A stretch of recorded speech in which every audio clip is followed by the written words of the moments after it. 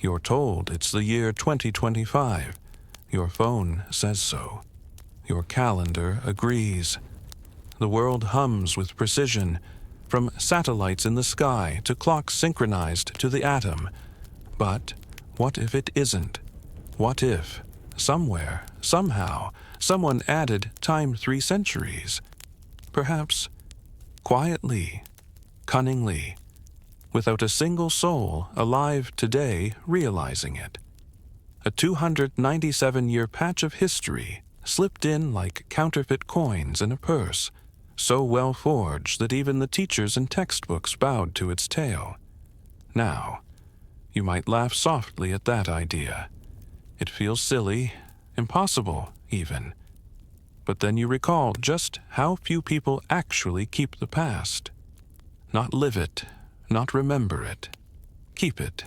Scribes, monks, courts, bishops, kings, the rest of us. We trust. You blink slowly. The room around you is dim, still. But somewhere in the corridors of your mind, you begin to walk through candlelit halls, pages rustling, whispers echoing. Someone back there changed the story, and tonight you're going to find out who. So, before you get comfortable, take a moment to like the video and subscribe, but only if you genuinely enjoy what I do here. Now, dim the lights, maybe turn on a fan for that soft background hum, and let's ease into tonight's journey together. The strange thing about the Dark Ages isn't that they were dark, as in violent or unsanitary or low-tech. No, that's a Hollywood myth. The real darkness, it's the lack of letters, lack of buildings, lack of evidence. A fog rolls in somewhere around the 7th century and doesn't lift again until the 10th. And in that mist is silence. You trudge through that silence like thick snow. Where are the kings, the armies, the chronicles? Suddenly, 3 whole centuries feel unnaturally thin.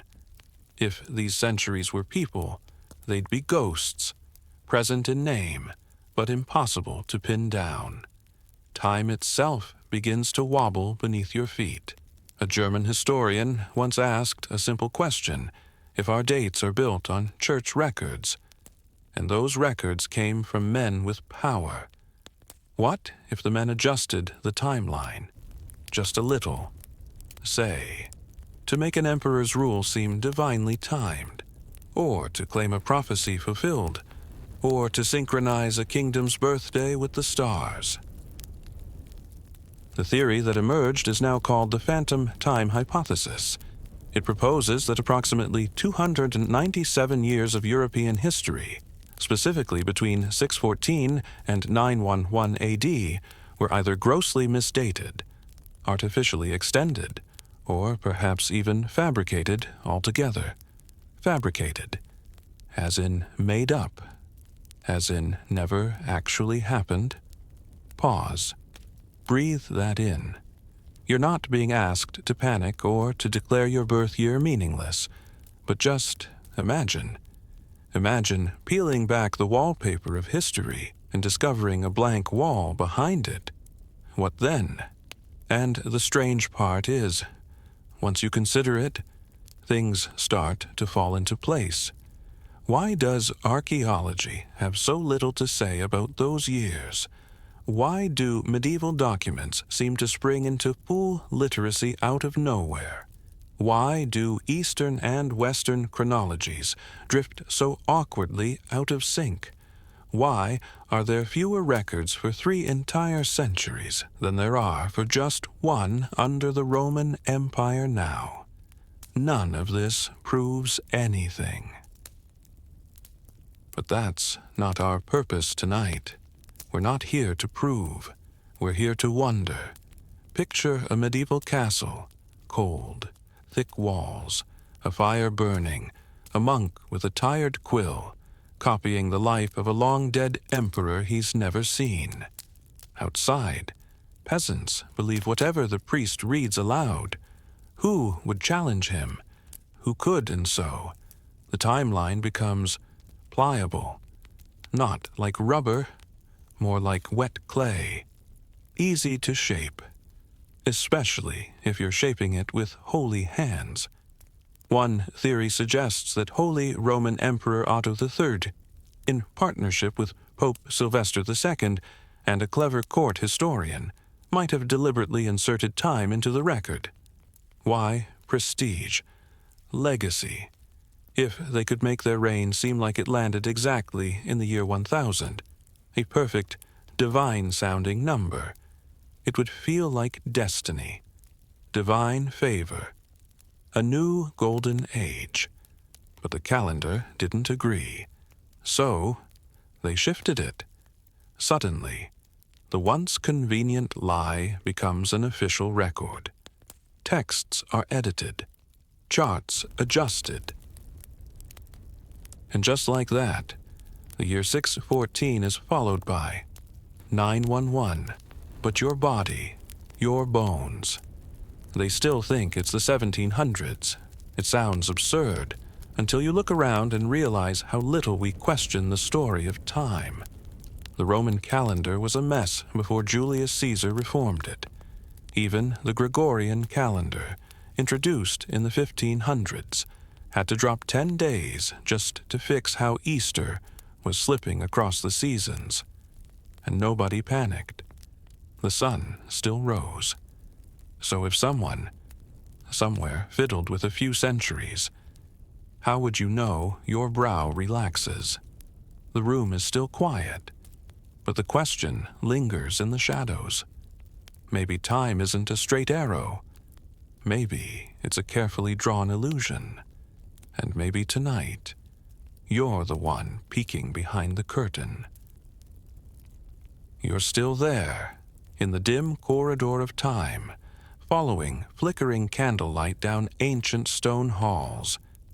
As the flame dances, it casts shadows in the shape of 3 men, figures so influential, so shrewd, that they might have rewritten history itself, not with swords, but with dates.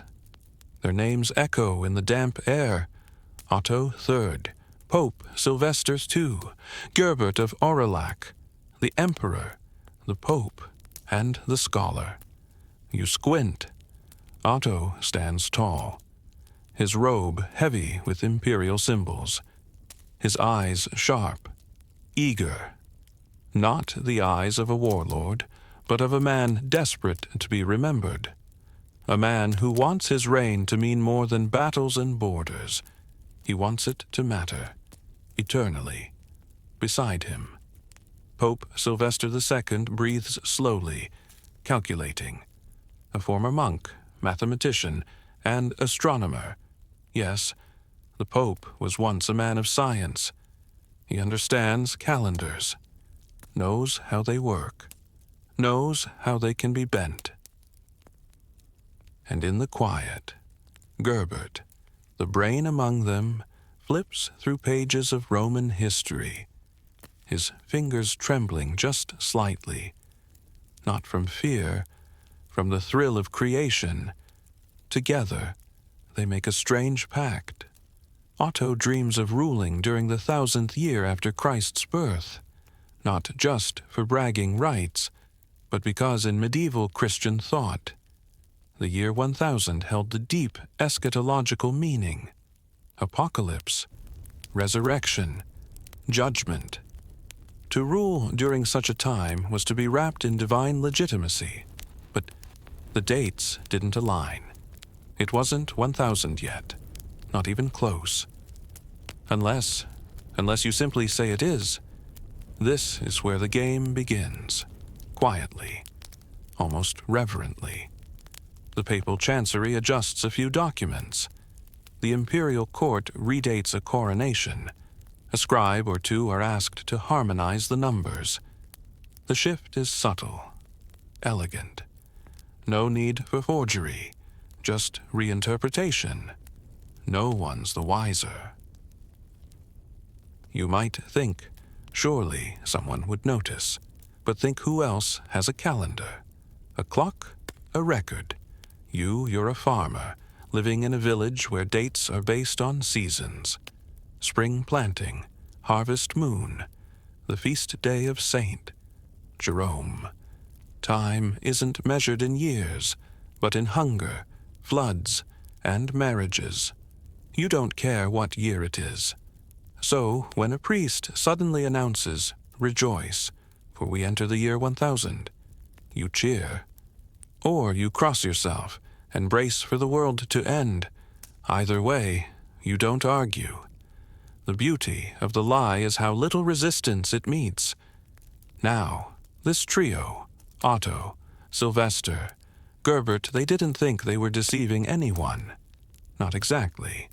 To them, history was flexible, as long as the timeline served God's glory and imperial order. What did it matter if a few obscure centuries got moved? Still, it's not as if they stood before a crowd and said, "We're deleting 297 years, everyone." It happened slowly, quietly, paper by paper, decision by decision. In fact, it may have begun innocently enough. Otto, ruling a fragmented empire, wanted unity. What better tool than a shared date, a rallying point?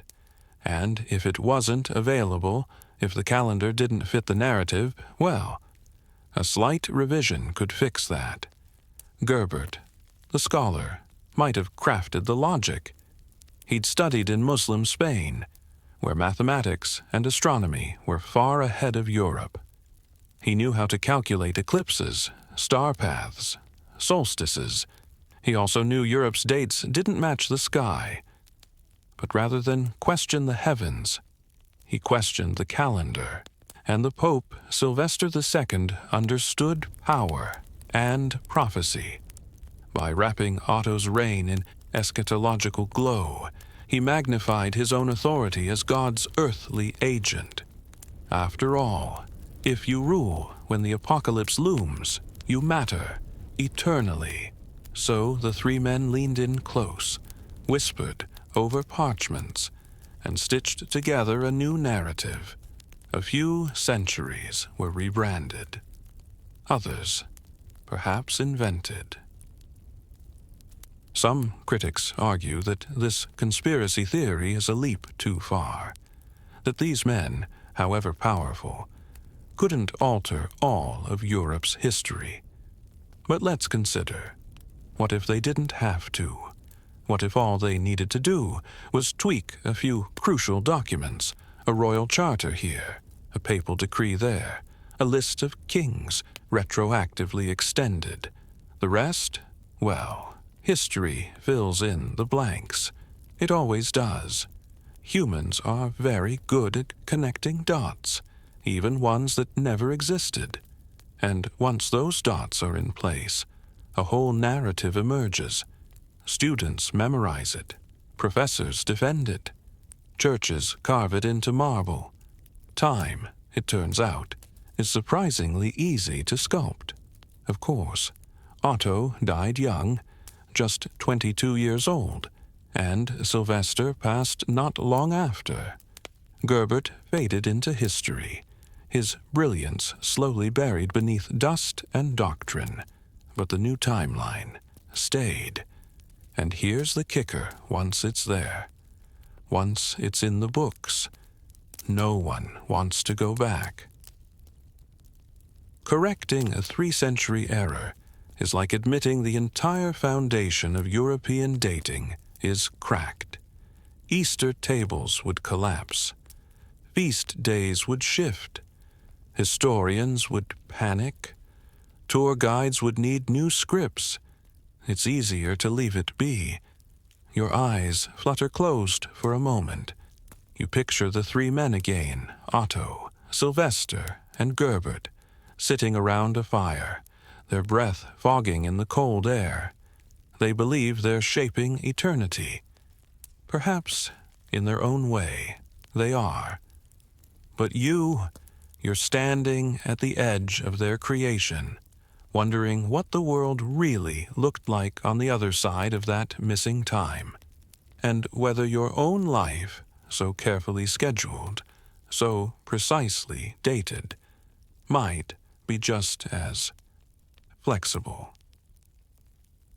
You drift now into an older room still, this time filled not with emperors and popes, but scrolls, sundials, and whispered calculations in dim, echoing chapels. You see, time was once not a constant beat. It was a mystery to be deciphered. And calendars. Calendars were puzzles, sacred, tangled, and just a little suspicious. Here's a curious thing for centuries. Christians struggled to calculate the exact date of Easter. That's not some quaint, churchy trivia. It was a serious problem. Entire councils were summoned just to argue about it, because Easter had to fall after the first full moon after the spring equinox, but also needed to align with biblical precedent and, ideally, not conflict with Jewish Passover. So they turned to astronomy, but the stars wouldn't cooperate. Take Bede, the Venerable, an Anglo-Saxon monk writing in the early 8th century. He tried to wrangle history and astronomy into agreement. And in doing so, he hinted, though perhaps without meaning to, that time wasn't aligning quite right. His Easter tables don't match up. Later, scribes rework his math. Then, Gregorian reformers, 800 years later, declare that 10 whole days must be skipped to get the calendar back in sync with the seasons. That's how far we'd drifted. But wait, if the Julian calendar was slipping that badly, shouldn't there be more than 10 days difference after 1600 years? By that logic, we're missing centuries. One modern critic of the timeline, Heribert Illig, the man who formalized the phantom time hypothesis, pointed to that exact discrepancy. He asked, if Rome started counting in 45 BC and the Julian calendar loses roughly 1 day every 128 years, then by 1582, when Pope Gregory fixed things, we should be 13 days off. But we were only 10. Where did those extra 3 days, those 300 years go? You feel the chill now. It's not the math. It's the implications. Because what if time itself was corrected only for the years that actually happened? What if the calendar hadn't drifted as far as it should have? Because those phantom years had never ticked by in the first place. Now that's a bedtime whisper. No one wants to say aloud. Still, it's easy to doubt. Surely, astronomy would betray a missing chunk of time. Right eclipses, especially, are meticulously predictable, and ancient Chinese astronomers recorded them with startling accuracy. So, we should be able to map their observations onto modern star charts and confirm everything. Except, we can't, not perfectly. Some eclipses appear slightly off in the record. Timings don't align. Trajectories don't match. Astronomers brush it off as scribal error, bad translations, or variations in Earth's rotation. But you begin to wonder, what if it's not the stars that moved? What if it's the years? And this is where the Easter tables come back to haunt us. They were one of the earliest and most carefully maintained tools for calculating time across Christendom. Entire generations of scribes were trained to extrapolate backward and forward, tracing a long, looping line of sacred dates. But many early tables simply skip over certain years. Others compress centuries into decades. The chaos isn't random, it's patterned, like someone reassembling a shattered vase, and realizing too late that one piece belongs to a different set entirely. And the oddities don't stop there. Monks in the early Middle Ages often referenced the Anno Domini dating system in the year of our Lord, but it wasn't widely adopted until centuries after Christ's supposed birth. And even then, there were disagreements about what year Jesus had actually been born. Some early chroniclers thought it was 2 BC. Others placed it at 4 AD. A few daring voices even pushed for 7 BC. It's almost as if no one really knew. Or worse, no one really cared. Until someone decided they needed to nail it down. Because order creates authority, and authority writes the timeline. So perhaps the real question isn't, what year is it? But who benefits from deciding what year it is? Imagine a medieval court. A king leans on his throne, flanked by priests. They present him with a scroll, declaring the 1,000th year since the birth of Christ. The room stirs. People gasp. What an honor. What a responsibility. He nods solemnly, though he has no more idea than his subjects what year it truly is. But from then on, it is written.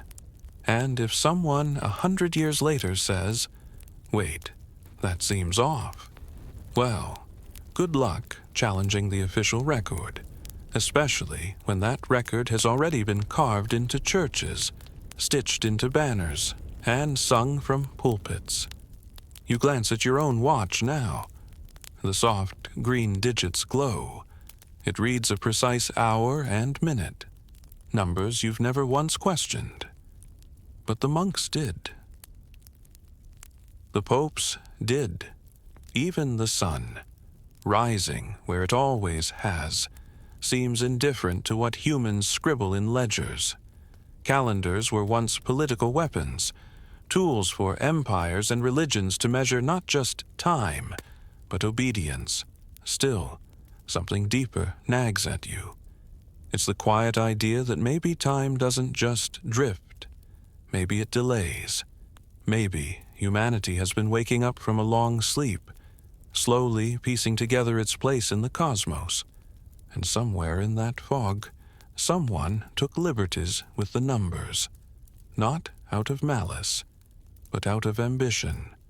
And maybe, just maybe, that's the most human thing of all. The candlelight flickers again. Your footsteps echo now, not through palaces or monasteries, but through a hazy mosaic of stories, some golden, some questionable, all orbiting one name, Charlemagne. Ah, yes, Charles the Great, the shining star of early medieval Europe, crowned Emperor of the Romans by Pope Leo III in the year 800. Charlemagne is said to have forged a new empire from the ashes of the old, a warrior, a lawgiver, a patron of the arts, a second Constantine. But lean in, look closer. His story feels a little too perfect, doesn't it? Let's start with something simple, the coronation.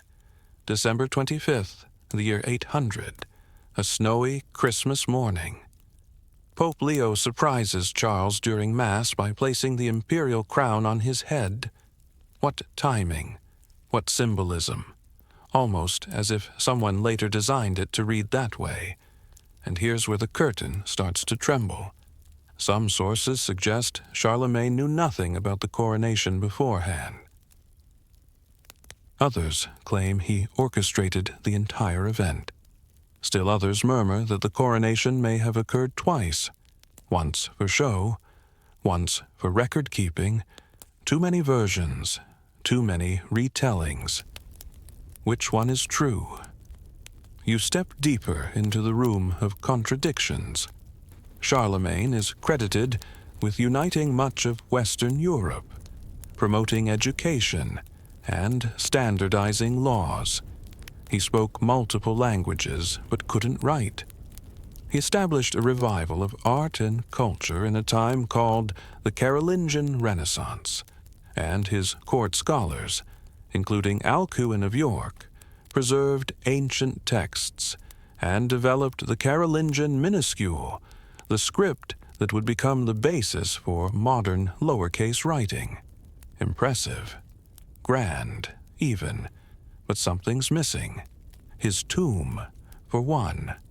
Charlemagne was supposedly buried in Aachen Cathedral, beneath a golden throne. But when archaeologists opened his supposed tomb centuries later, they found, well, very little. Some bones, some mixed artifacts. But no grand sarcophagus, no relics befitting the man who was, effectively, the father of Europe. You might expect the most powerful ruler of his age to leave behind an overwhelming physical legacy. Instead, we have fragments, scraps, and here's the uncomfortable thought. What if Charlemagne never existed? Not completely, anyway. Some researchers propose that Charlemagne may have been an amalgam, a composite of several earlier kings, possibly embellished or invented altogether to serve a political purpose. And what purpose might that be? To create a bridge between the ancient Roman Empire and the emerging Holy Roman Empire. Without Charlemagne, there's a terrifying gap. Nearly 300 years stretch from the fall of Rome in the west to the rise of Otto the Great. The line of continuity, it breaks too cleanly. So along comes Charlemagne, a manufactured savior, a narrative glue. His empire fills the hole. His laws echo Roman codes. His coronation mimics Caesar's triumphs. His name carries the ancient dignity of Charles and the sacred grandeur of Christ. Charlemagne, Carus, Grace, Magnus, Great, a name made for legend. Now, the few coins minted during his reign, sparse, almost suspiciously so. Historians call them anomalies, but they're unusually well-crafted for the time. His capital in Aachen, certainly real. But even there, the archaeological layers are thin, less evidence than you'd expect for the seat of a continental empire. And yet, his legacy, overwhelming. Schoolchildren across Europe are taught his story. Statues rise in his name. Even Napoleon styled himself a new Charlemagne, echoing a myth already carved in marble. So you pause here, in the quiet hall of questions, and run a hand across the smooth wall of this legend. Is it real stone or painted plaster? Because if Charlemagne's story is false or inflated, it throws the entire early medieval timeline into doubt. It would mean that nearly 3 centuries of European history might have been restructured after the fact, woven to align the coronation of Otto III with a 1,000-year Christian milestone. A convenient legend, not unlike a carefully arranged family tree that hides a few uncles who were a little too scandalous. But if Charlemagne's reign is a fabrication, who made it? The Carolingians themselves, the Ottonians later, or scribes under the sway of popes who desperately wanted the church to appear timeless and Rome-born. And don't forget, if history is told by the victors, then historical time is told by the scribes who survive.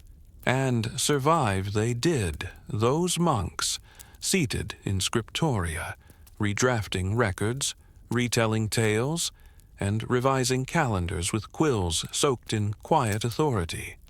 A correction here, a name borrowed there, a backdated miracle. Before long, the shadow of Charlemagne looms tall, so tall, it blocks the sun. You slow your breath. You feel it now, the weight of centuries, some real, some sculpted, pressing down like velvet drapes. You don't have to reject Charlemagne entirely. Maybe he was real. Maybe he was simply exaggerated. But either way, you begin to understand that time, like memory, isn't just recorded. It's curated, arranged, designed, and somewhere between the truth and the tale, a golden-crowned emperor might be waiting to either be found or forgotten. You slip now into a hushed, ink-scented silence. You're inside a medieval scriptorium, stone walls, narrow windows, the gentle scratch of quills on parchment.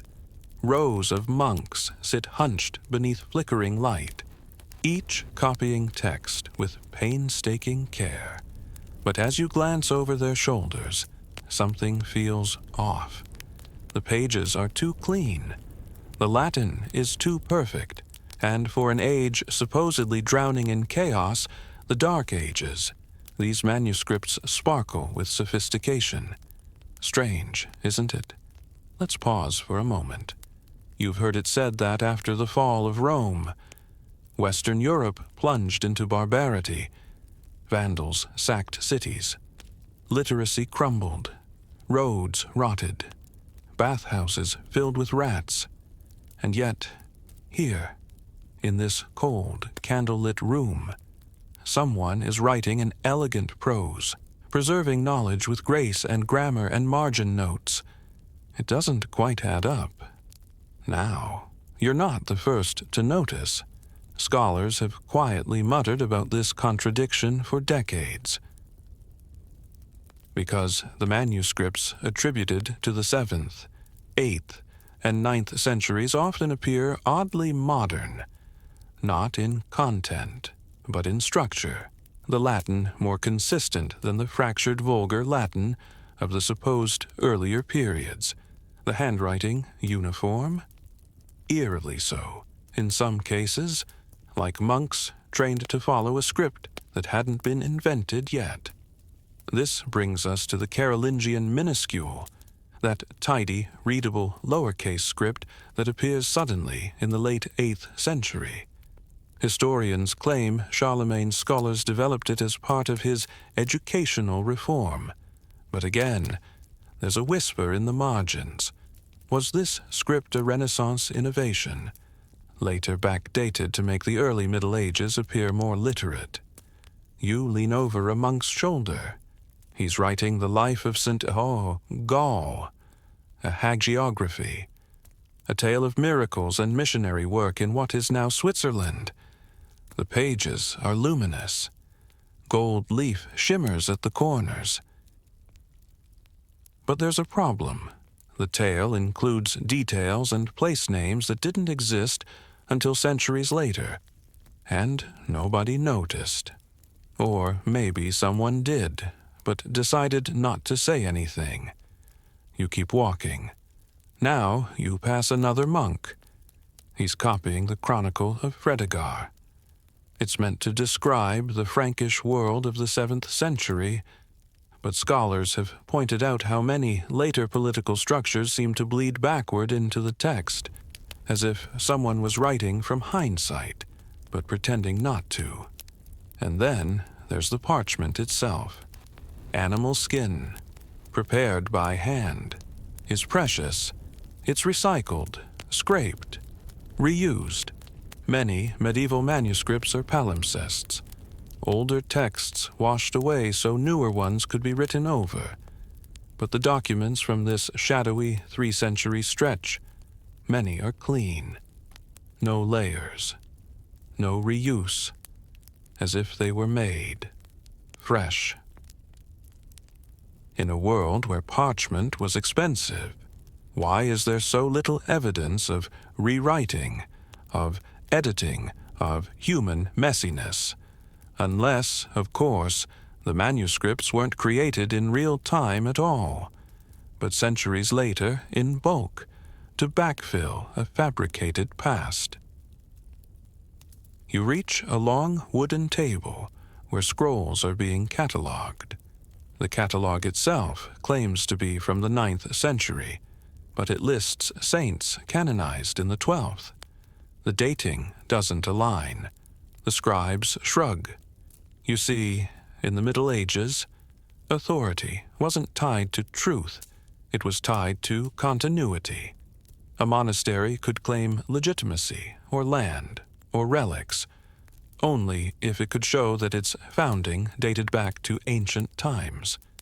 So what better way to prove this than by creating ancient records? Scribes weren't lying. Exactly. They were restoring what should have been there. After all, if the monastery existed, then surely someone had written its charter in the 7th century. The fact that no such document survived, well, the better to write one now and preserve the story. For God's glory, of course. And there you have it. Not conspiracy, just convenience. Not deception, just devotion. But as the years pass, these restorations become reality. A copy of a copy becomes an original. A well-told legend becomes a footnote in an encyclopedia. Time folds in on itself. You pause by a window, staring out at the faint dawn. Imagine trying to piece together the story of the 21st century using only receipts, emails, and blurry screenshots. Now remove 90% of those. Add floods, fires, wars. Now, try again. That's what medieval historians faced. So, when they had to invent a missing charter, or smooth over an awkward dynasty, or borrow an emperor's achievements from a neighboring region, who could blame them? But now, imagine doing all that from scratch. Because the centuries in question never really existed. It's a chilling thought. And yet, doesn't it feel possible? You shuffle forward. You find a shelf labeled Annales Regni Francorum, the Royal Frankish Annals, official histories, regal proclamations. They begin under Charlemagne and continue for decades. But their tone, their language, their style, unchanging, oddly uniform, as if written all at once. You run a finger down one.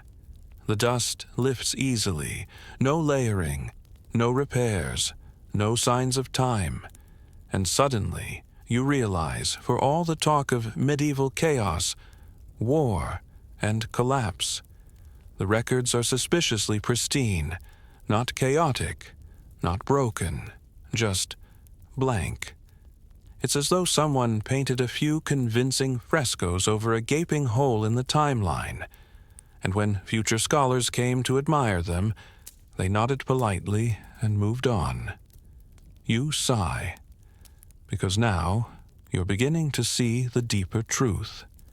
That history isn't just written by the victors. It's maintained by the quiet hands of scribes, whose reverence often outweighed their rego. And in those hushed scriptoria, where devotion met ink, 1,000 years of memory may have been lovingly but falsely preserved. The steps you take now feel heavier, as though the air itself has thickened, not with dust or incense or age, but with absence. You've stepped outside the manuscripts, away from the parchment and ink. Your sandals crunch on gravel. You're walking not through memory, but through the earth. This is where archaeologists whisper, because history can lie, people can forge, scribes can invent, but the soil forgets nothing. And yet, for the years between 614 and 911, the ground is strangely mute. You kneel beside a trench in the earth, where a team of modern researchers has spent years scraping away layers of time. In archaeological digs across Europe, from France to Germany, Italy to Hungary. Each era leaves behind its debris, pottery shards, tool fragments, burned charcoal, foundations, broken combs, broken bones, proof that people lived and worked and slept. But between the 7th and 10th centuries, those layers thin out. A lot. It's not that nothing remains. It's that there's far less than you'd expect. Cities show no expansion. Villages leave little trace. Cemeteries appear to pause. Then, snap. Activity suddenly spikes again around the 10th century, as if the land had been lying still, holding its breath. For 3 centuries, in archaeology, this isn't called a gap. It's called a hiatus, and it haunts researchers like a ghost. They try to explain it. Maybe populations declined. Maybe people moved. Maybe poor preservation or limited funding has skewed the data. All reasonable ideas. But when the same thinness shows up across multiple regions, in multiple forms, from artifacts to building remains to pollen layers, well, it starts to feel less like an accident and more like a pattern. Let's look at the most basic evidence ceramics. Medieval pottery is a timekeeper. Different shapes, different glazes, different regions. You can often tell the date of a dig just by its shards. But curiously, there's a big drop in variety and frequency during the phantom centuries.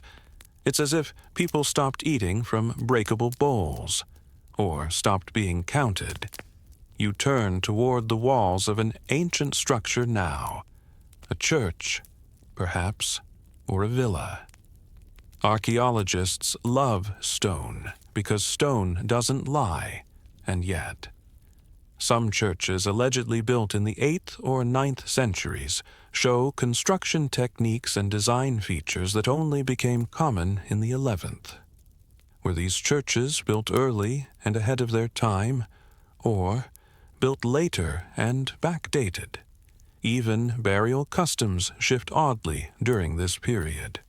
Graves in the 6th and 7th centuries tend to include grave goods, jewelry, tools, coins, markers of status, but by the 8th, these vanish. Bodies are buried simply, anonymously, often in unmarked plots, Christian humility, some say, or perhaps a sign that people had forgotten who these graves belonged to. Forgotten them, because they were added after the fact. You walk past another dig site. A Roman road disappears beneath the modern street, but between the layers, where you'd expect centuries of wear and rebuilding, there's nothing. Roman, gap, modern, like a scene cut from a film reel. A soft voice beside you murmurs about dendrochronology, tree ring dating. Trees record time better than humans. Every ring is a year. And in Central Europe, long sequences have been compiled, linking ancient timbers to the present. But even here, the timeline gets fuzzy. Some segments, particularly those tied to early medieval buildings, don't match. The rings are there, but they don't align with where we think they should. Timber supposedly cut in 850 shows growth patterns better suited to 1100. Scientists write it off as flawed data, misidentification, perhaps a reused beam. But how many beams must be reused before you consider that the dates themselves might be wrong? Even carbon dating, the great arbiter of historical truth, isn't perfect. Organic materials degrade. Contexts blur. A piece of leather found in a 9th century layer might yield a 12th century reading, and vice versa. Archaeologists adjust for this. They calibrate, but calibration itself relies on historical assumptions. You feel a strange realization creeping in. Now, we've built the timeline of the world not on fact, but on consensus. Layers are labeled based on documents. Documents are dated based on style. Style is inferred from other sites. Other sites are understood via history. And history was written by a monk in a tower, copying a story he heard from someone's grandfather's priest. If you remove even one thread, say, the firm belief that the year 800 existed as written, the entire tapestry starts to sag. But let's not spiral. Let's ground ourselves, quite literally, back in the dirt. There are real coins, real bones, real walls, but not nearly as many as there should be. And when questioned, institutions tend to defend the timeline rather than investigate its cracks. Because if those phantom centuries never happened, then the museums would need to relabel their displays. The tour guides would need new scripts. The textbooks would need rewriting. Every timeline painted on a school wall would need repainting. It's far easier to ignore the silence. Let the gaps remain. Let the centuries hum in the background, unquestioned. But you stand now on the edge of one such hiatus, looking down into the soil that should be filled with broken pots and burnt beams and the mundane debris of human life. Instead, you see stillness, and you wonder, who was really here? Was anyone? Or is this the archaeologist's version of a stage set? Convincing, coherent, and quietly hollow. You leave behind the cold soil and the empty tombs now, and enter somewhere warmer. Not in temperature, but in belief. Stone walls rise around you again, thick with candle smoke and ancient devotion. This is a place of holy bones, of whispered prayers, of faith carved into wood and marble. Welcome to the world of relics and the deeper mystery of belief-based history. You find yourself in a medieval reliquary room. Glass cases shimmer in the flickering light. Each holds a piece of the divine, a splinter of the true cross, a thorn from the crown worn by Christ, a vial of the Virgin Mary's milk, a feather from the Archangel Michael's wing.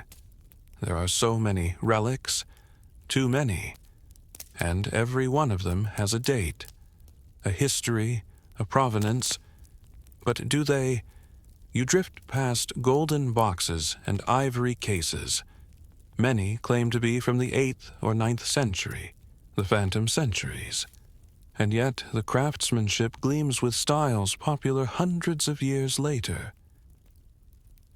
Like wearing Renaissance boots to a Carolingian coronation. It's not that the relics are fake, not exactly. It's that their stories were written after the fact. Let's take the bones of saints. By the early Middle Ages, the bones of a martyr could anchor an entire cathedral. Possessing a saint's femur or tooth meant power. Pilgrims would travel for miles, donate coin, and fill the pews. Cities boomed around tombs. Churches climbed skyward.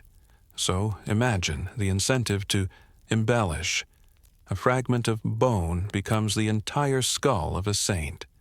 A local bishop's grave is rediscovered and conveniently dated to 732.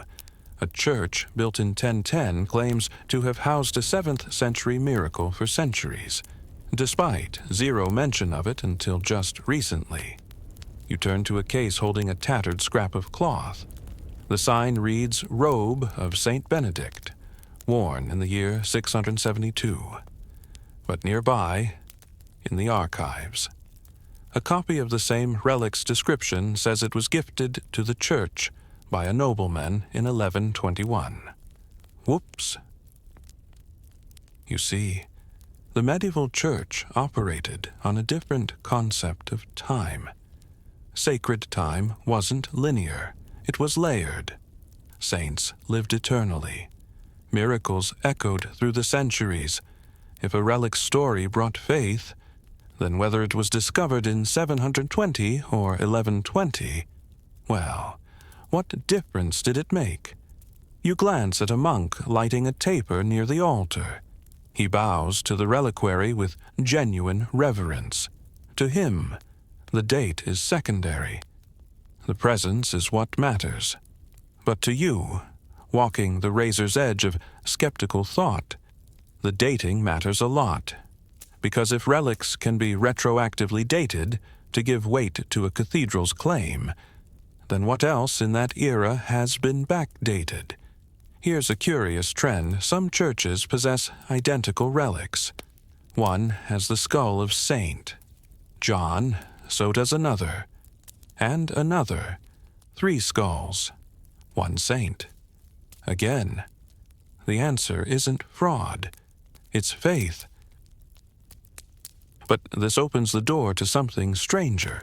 What if entire histories, not just bones, were duplicated? What if a miracle recorded in 724 is suspiciously similar to another from 1030? Different saints, different towns, same plot line, same missing centuries. Now consider holy texts. Many hagiographies, biographies of saints, read like adventure novels. A saint born in 630 performs miracles by 1660, dies a martyr in 682. His bones glow in the dark. His staff turns snakes into stone. His hair grows back after death. The oldest surviving copy of his life, written in 1103. Again, the gap. Scribes explain this away earlier versions were lost, destroyed by Vikings, hidden from iconoclasts. Reasonable, but always the same pattern events said to occur in the 7th, 8th, 9th centuries, only written down much later. What if those stories were never lost?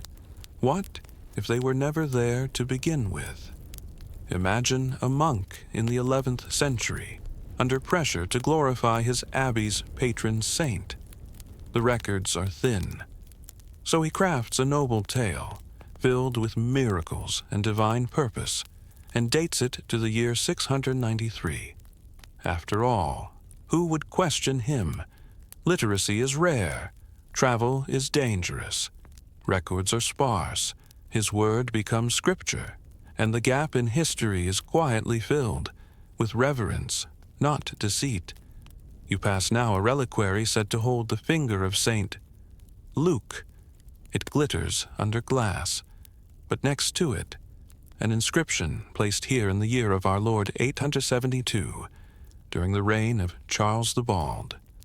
Ah, Charles the Bald, a king with a name fit for fiction. His reign, too, has been questioned. Spotty records, duplicated charters, vague wars.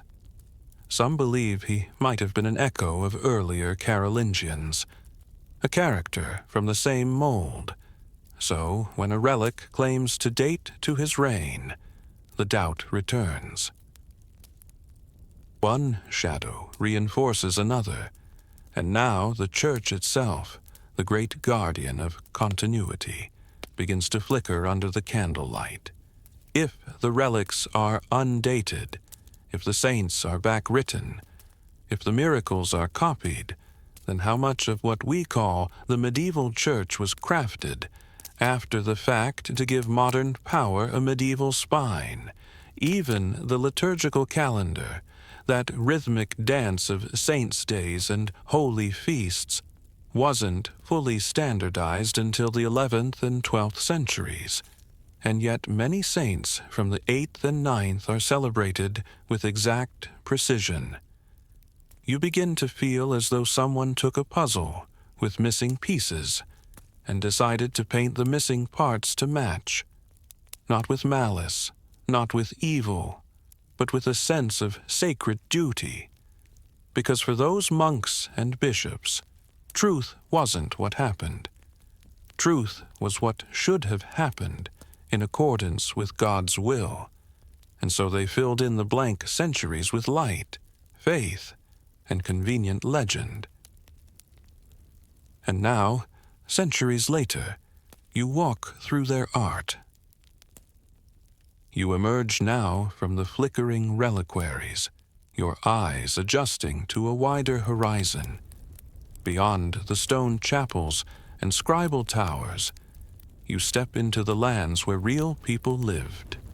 The countryside, the hills, the forgotten valleys of early medieval Europe. The places where lives are rarely written down. The places history tends to skip. And what you find there is not silence, but absence. This is the mystery of the disappearing peoples. You walk first into the old domain of the Avars, fearsome horsemen, riders of the steppe, who built ring-shaped fortresses and ruled Central Europe from what is now Hungary. According to the records, they thrived from the 6th century into the early 9th, and then vanished. Not gradually, not with a whimper, just gone. Archaeology finds their jewelry, their weapons, their graves. But in the supposed 8th century, a few coins, a few fragments, barely enough to fill a drawer. You ask, where did they go? Some historians say the Franks absorbed them. Others shrug. You keep walking. To the north, you reach the lands once inhabited by the Slavs, an entire ethno-linguistic group spreading across Eastern Europe. But here, too, something feels amiss. Their settlements leap from primitive wooden huts straight into high medieval town grids, skipping what should have been centuries of gradual development. And where are the bridges, the irrigation systems, the middens, the trash heaps, full of broken dishes and lost buttons? They're there, just not where they're supposed to be. Many settlements appear suddenly in the 10th or 11th century, fully formed, often with churches that claim to be centuries old, but show no signs of earlier occupation beneath them. It's like finding a tree with no roots. You kneel beside an old well in what was once a Slavic village. The stones are clean, uniform. The pottery nearby dates to 950. But dig just a few inches deeper, and you're in Roman soil. No intermediate layer. No signs of life from the missing centuries, not even a broken comb. Then there are the Frisians, seafarers of the North Sea coast. In the early records, they're everywhere, trading, raiding, resisting the Franks. But just when you expect them to blossom into a regional power, they fade. One chronicle claims they were subdued by Charlemagne. Another says they simply Christianized and disappeared into the broader Frankish culture. Either way, the physical evidence of a flourishing Frisian civilization during the Phantom centuries is, at best, scant. You wonder again, are these peoples really vanishing? Or were they never truly present in the way we imagine? The deeper you dig, the more you see a pattern. Entire groups that should have left behind buildings, graves, marketplaces, harbors, trade routes, leave behind almost nothing for centuries. Then suddenly, in the 10th and 11th centuries, they explode into view. Tax rolls, town charters, cathedrals. It's as if someone turned on a switch. And here's where it gets stranger. Across all of Europe, population estimates during the Phantom centuries are suspiciously low. Some historians suggest as few as 10 or 15 million people lived across the continent, less than half the number from Roman times. Why plague, they say, famine, invasion? But the math doesn't add up. Even with instability, basic reproduction would have gradually restored populations. Yet we find towns abandoned, roads unused, forests reclaiming farmland, as if the land itself forgot humanity. Even the famed migrations, the waves of Goths, Vandals, Huns, lose their clarity when mapped against the physical record. Names blur, identities shift.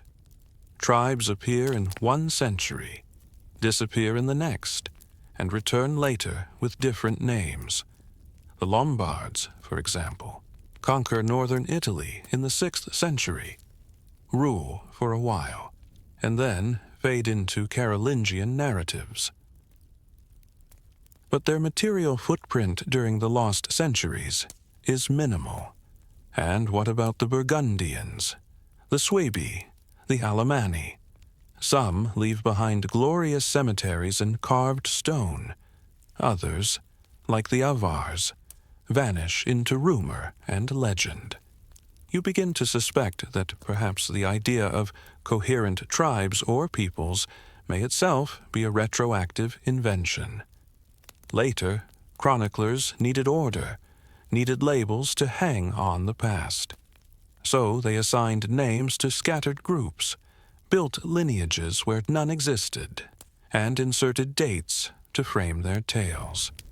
But those tales, like the reliquaries, might be beautiful and fictional. Even genetic studies have started to challenge the neat ethnic divisions of early medieval Europe. DNA reveals long-term continuity in many regions, populations that didn't really shift, despite the written claims of invasion and conquest. So, if the people stayed the same, who were the invaders, or were the invasions simply metaphors, ways to describe political change rather than demographic upheaval? You sit by a stream now, watching the water pass over smooth stones, somewhere.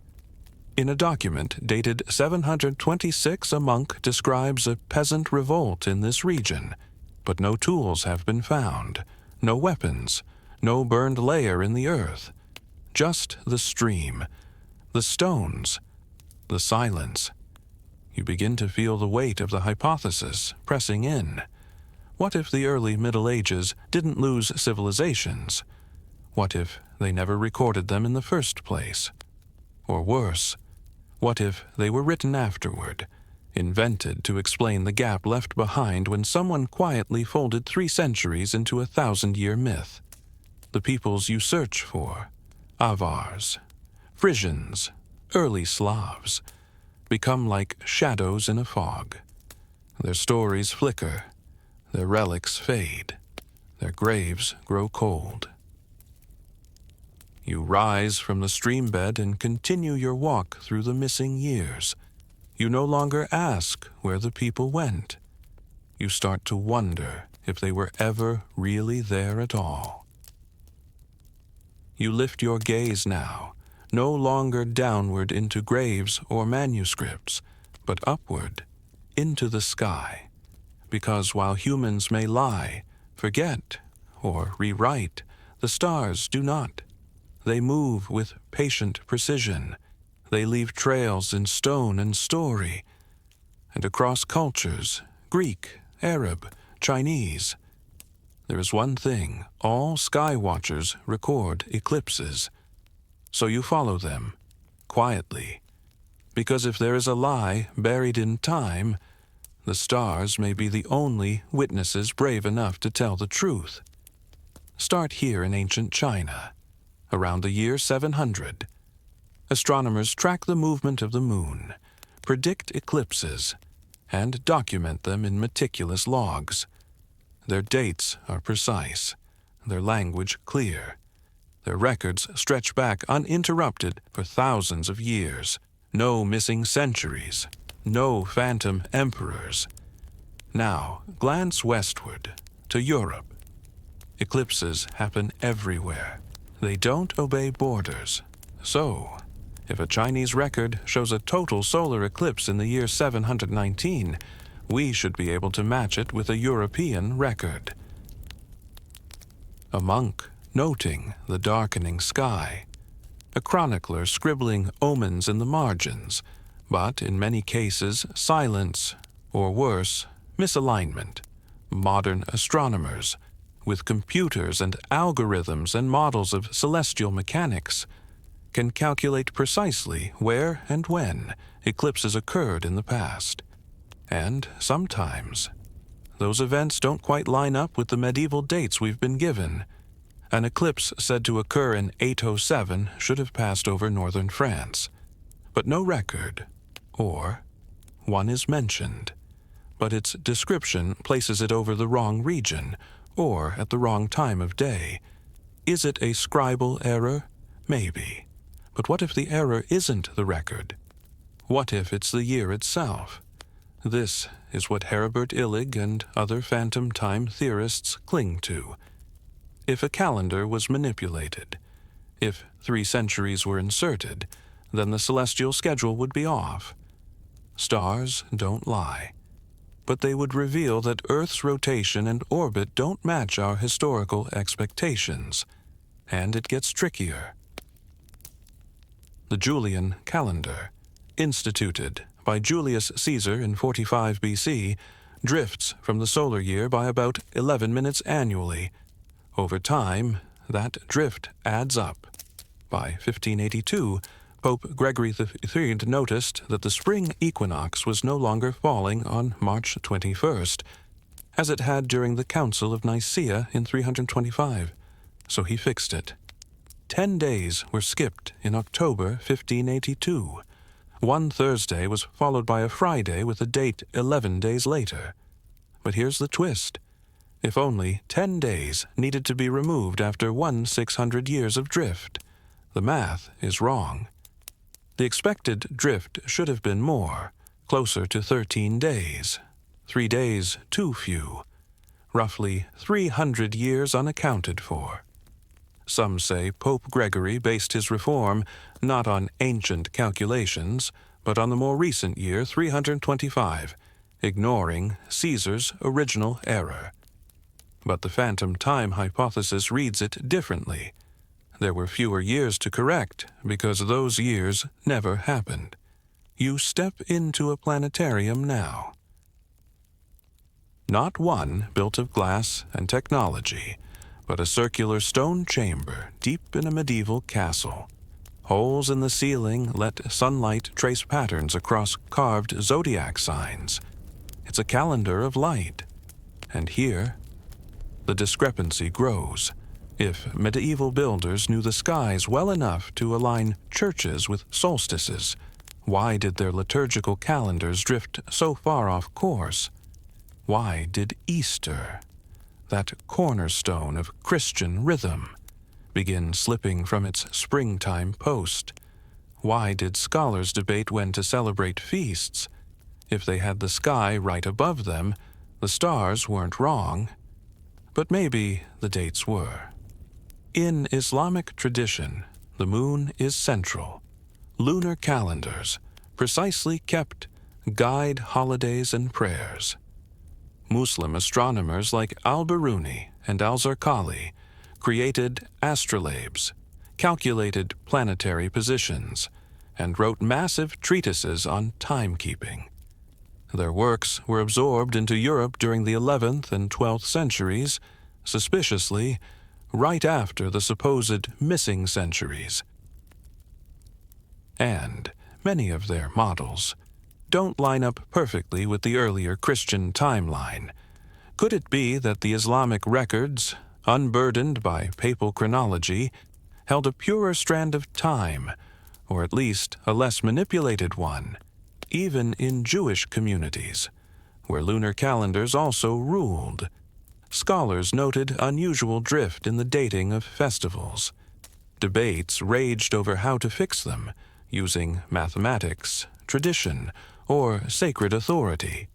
Again and again, it was clear the sky and the calendar were falling out of sync, and every attempt to fix the calendar revealed the ghost of time that didn't belong. You stare at the sky now, Imagine a total eclipse. The birds fall silent. Shadows sharpen. The world turns cold for just a moment. It's a powerful memory. Not the kind you forget. Not the kind you fail to write down. So, when there's a long stretch of centuries filled with zero eclipse accounts in Europe, that's a red flag. Someone saw them, or would have. Unless the centuries were not lived at all, but crafted in hindsight. A monk building a timeline, a pope selecting a feast date, an emperor declaring his rule divinely timed, all believing they were shaping truth, but the stars didn't move. And now, neither do you. You stand still beneath 1,000 points of light, each one older than any kingdom, any chronicle, any crown. And you feel it, that creeping doubt, that hush between seconds. What if all our stories have been told in the wrong order, not false, just rearranged? Because while the sky keeps perfect time, we, down here, do not. The stars still glimmer above you as you walk, but now your path bends southward, across the Mediterranean, into lands where time was kept not by monks and popes, but by caliphs and scholars, ink and silence. You're entering the world of the Islamic Golden Age, where the night sky was charted not for mysticism, but for truth. And it is here, in the great cities of learning, Baghdad, Damascus, Cordoba, that you begin to notice something curious while medieval Europe drifted in darkness, its lamps supposedly dimmed by war and ignorance. The Islamic world was awake, vibrant, precise, and in those precise records, something seems missing. Or rather, someone else's time doesn't quite match yours. Let's start in Baghdad, in the House of Wisdom, Beit al-Hikmah, founded in the early 800s, during the Abbasid Caliphate. Here, scholars translated Greek texts, debated the shape of the earth, calculated the circumference of the globe with staggering accuracy. They invented algebra, charted the heavens, named the stars we still reference today. They left behind books, libraries, observatories. So many books, in fact, that we can piece together whole decades of their work. Who taught whom? Who challenged what? Who died of what illness? And when? But when you try to line up their records with European history from the same era, say, 700 to 900 AD, you feel a tremble in the timeline, because there's no reflection. While Europe was supposedly rebuilding after Rome's collapse, kings rising, churches expanding, monks copying, the Arab chroniclers barely mention it. Shouldn't they have noticed they had contact with Byzantium, with North Africa, with the Iberian Peninsula? And yet they say very little, almost nothing, about the Christian West during those 297 phantom years. In fact, many Islamic scholars note interactions with Byzantium and the Persians and internal dynasties, but almost no comment on rising Frankish power. No, yes, Charlemagne sent us a letter. No, we heard news of the Saxon Wars, no trade records, no diplomatic envoys, no mention of popes rising to unexpected political power in Rome. And then, suddenly, around the 10th century, Europe reappears, as if conjured from fog. Muslim geographers begin describing more accurate maps of Europe. Traders venture farther north. Scholars acknowledge the Christian kingdoms with more regularity. The West enters Islamic consciousness again. But for those missing years, avoid. One scholar from the late 9th century writes a detailed chronicle of wars and earthquakes across the known world, yet makes no reference to the Carolingian Empire or to Charlemagne, supposedly one of the most powerful Christian rulers of all time. Odd, isn't it?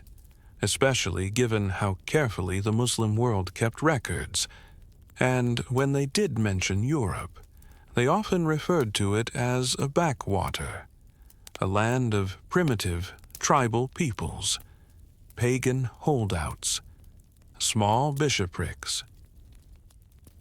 No trace of the glittering courts and grand kings that European monks were writing about at the same time.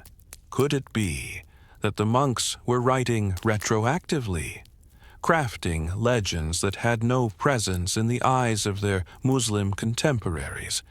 Or could it be that those centuries of Western European grandeur simply hadn't happened yet? You find a quiet place near the Tigris River and sit beside a copy of al-Khwarizmi's Zij al-Sindind, an early astronomical table from the 9th century. It's detailed, mathematical, cross-referenced. It includes planetary positions, eclipse predictions, solstice measurements, and all of it, every bit, is internally consistent. But when these tables are used to back-check eclipse reports from medieval Europe, the dates begin to fracture.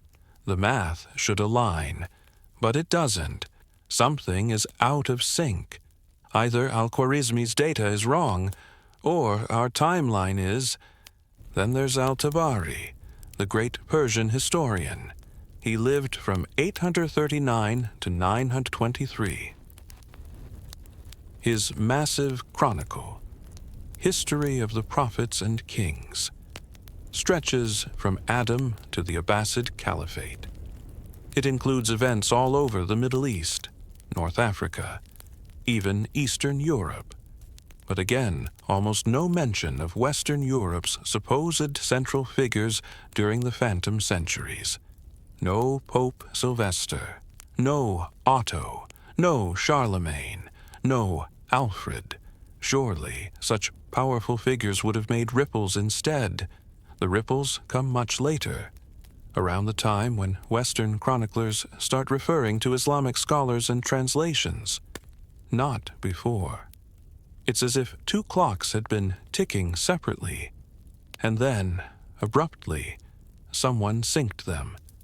But to do that, someone had to bend one.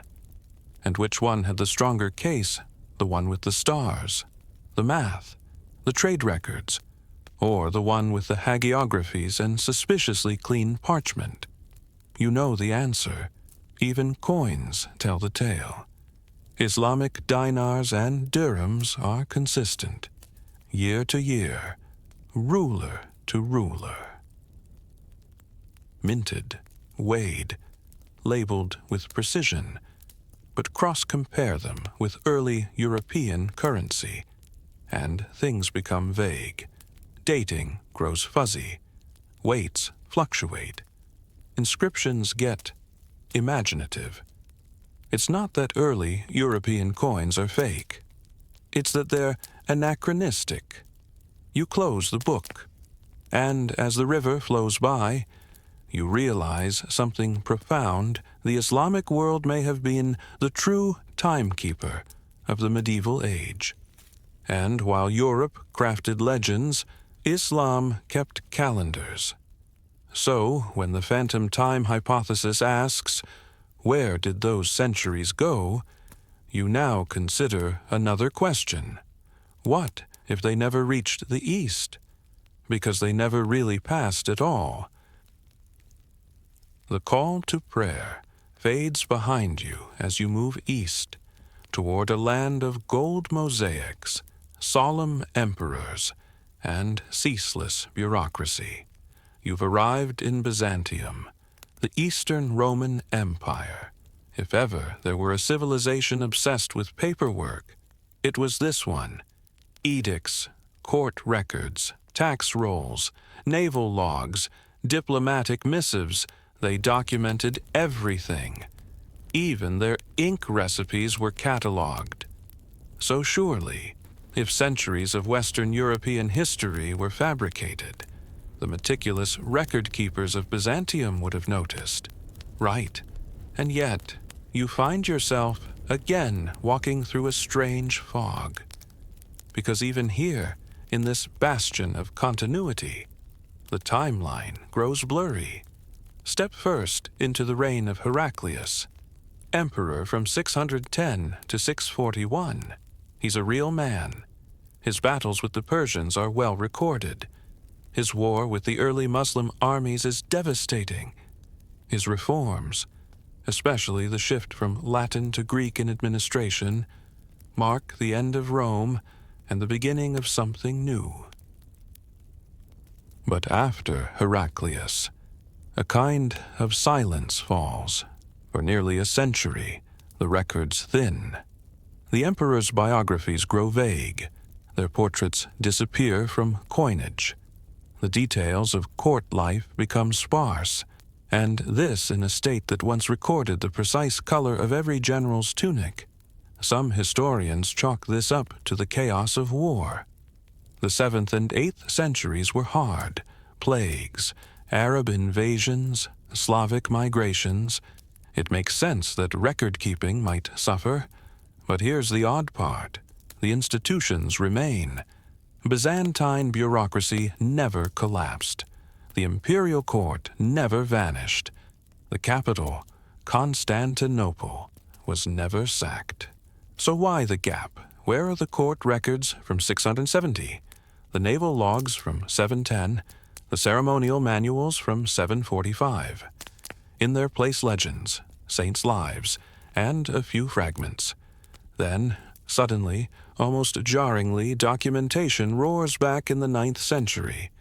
Emperor Leo the Wise writes legal codes. Basil I builds palaces. Trade treaties appear again. And the coinage sharp, detailed, orderly, as if Byzantium went to sleep and woke up 150 years later, yawning and stretching, resuming its duties as if nothing had happened. And this isn't just a Western perspective. Byzantine historians themselves noticed the haze. Consider Theophanes the Confessor, a chronicler who died in 818. His history stretches from 284 to 813, seamless, supposedly, but scholars have noted odd gaps, repeating patterns, suspicious similarities in phrasing. It's as if parts of his source material were copy-pasted, or assembled later to create the illusion of unbroken continuity. Even more curiously, Theophanes' dating system, based on the Byzantine-era calendar, has quirks. Some regnal years don't align. Events from distant lands are inserted with oddly precise dates, despite no direct contact. How did he know the year a Western king died, when no embassy had arrived in Constantinople for decades, unless those dates were added later, by later hands? You climb the marble steps of the Hagia Sophia now. Its dome soars above you, built in the 6th century, untouched by time. And yet, inside, some of the mosaics are curiously fresh. Icons of saints said to date to the 8th century have stylistic features not seen until much later. The iconoclastic controversy, where religious images were banned, supposedly raged in the 700s, but little physical evidence survives. No destroyed icons, no scorched frescoes, no outrage etched in stone, just stories, told centuries later. You wander through the imperial palace complex, now a ghost of its former self. Scrolls once lined the corridors. Bureaucrats once passed reports from one gilded hall to another. And yet, the volume of surviving records from the 7th to 9th centuries is startlingly low compared to what came before and after. It's not absence, it's a pause, like a skipped beat in a song. Some modern scholars suggest that Byzantium adjusted its own timeline to match Western Christian reckoning, that dates were aligned to fit with Rome's mythical founding, or Christ's birth. But what if, in doing so, they absorbed invented years? What if, when West and East synchronized their histories, Byzantium inherited the phantom? You visit the Chronographia of Michael Sellos, a Byzantine intellectual of the 11th century. He praises ancient emperors with such vivid detail, it feels like he knew them. But his dates, too, are often inconsistent. He rearranges events to fit theological or rhetorical goals. In Byzantium, as in Rome, narrative outweighed accuracy.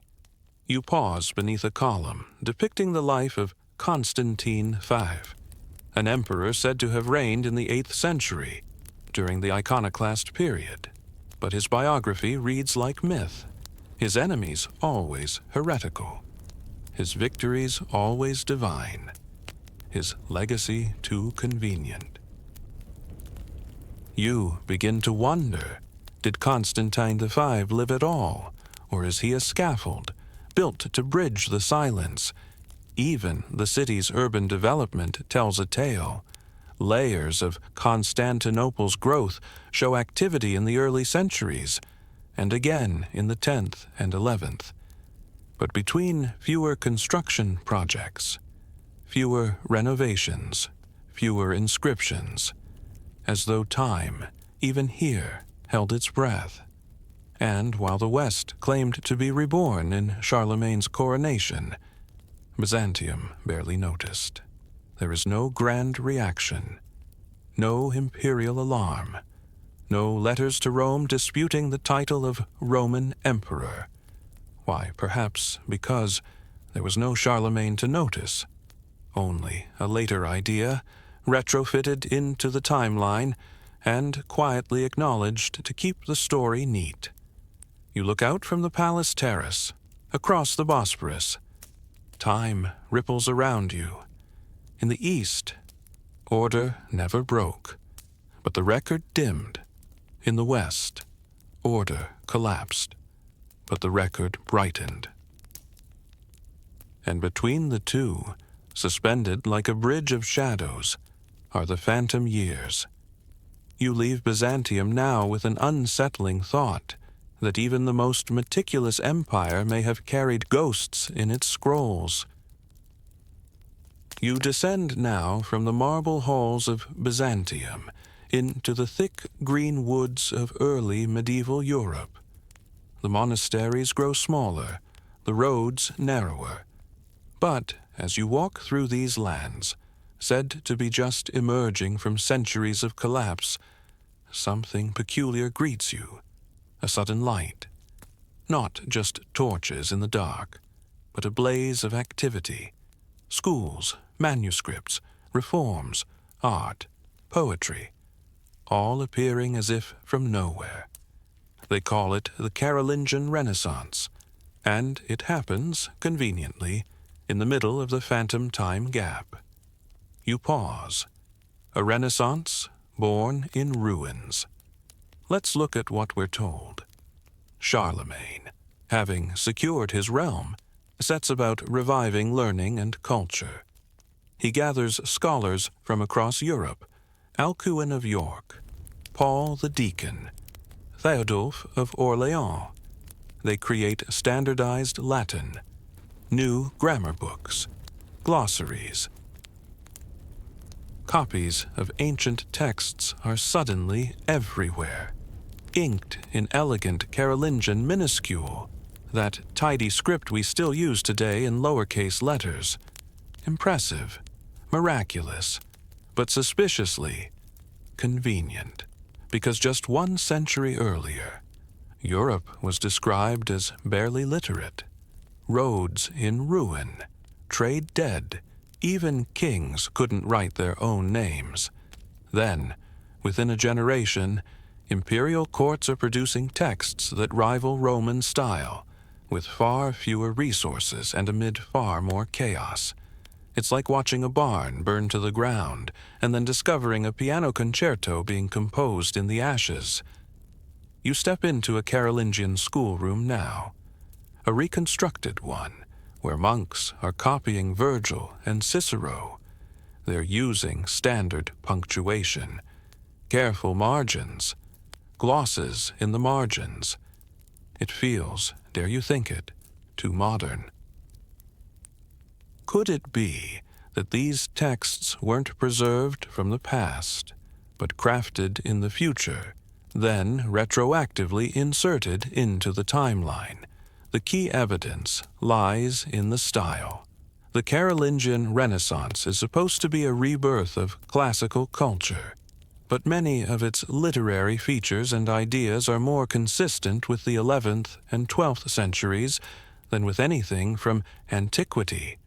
The Latin is cleaner, the logic tighter, the syntax more developed.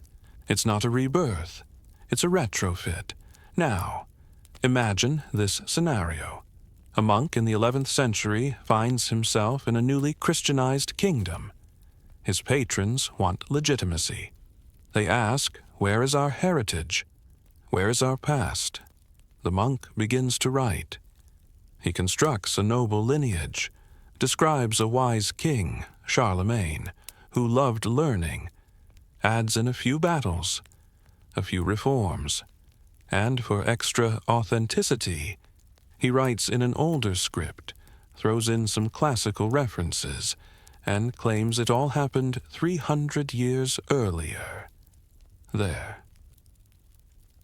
Instant Renaissance. And because there are so few surviving manuscripts from the 6th or 7th century to contradict him, no one objects. In fact, future scribes simply copy his text over and over until it becomes true by repetition. The few texts we do have from earlier centuries sparse, fragmentary, often misdated, but Carolingian manuscripts, suddenly, libraries overflow. Where were these scribes before? Were they hiding under rocks, or were the manuscripts created later? In one long, coordinated wave of rewriting, this theory isn't as far-fetched as it seems. Consider the Vatican's library.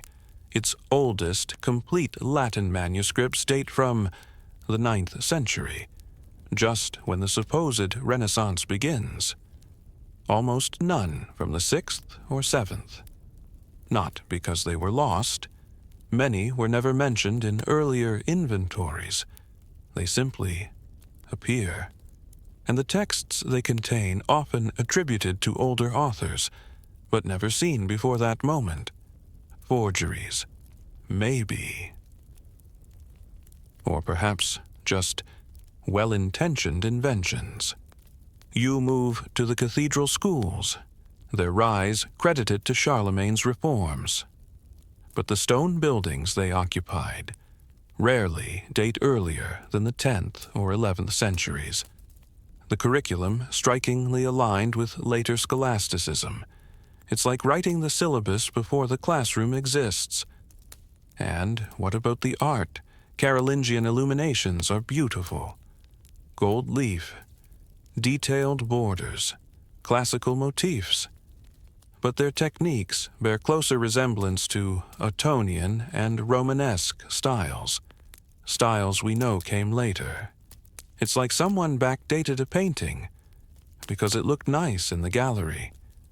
You arrived now at the Palatine Chapel in Aachen, Charlemagne's imperial church. They say it was built around 800 AD, but its construction style, its dome, its mosaics, more closely resemble Byzantine churches from the 10th century. Historians explain it as influence.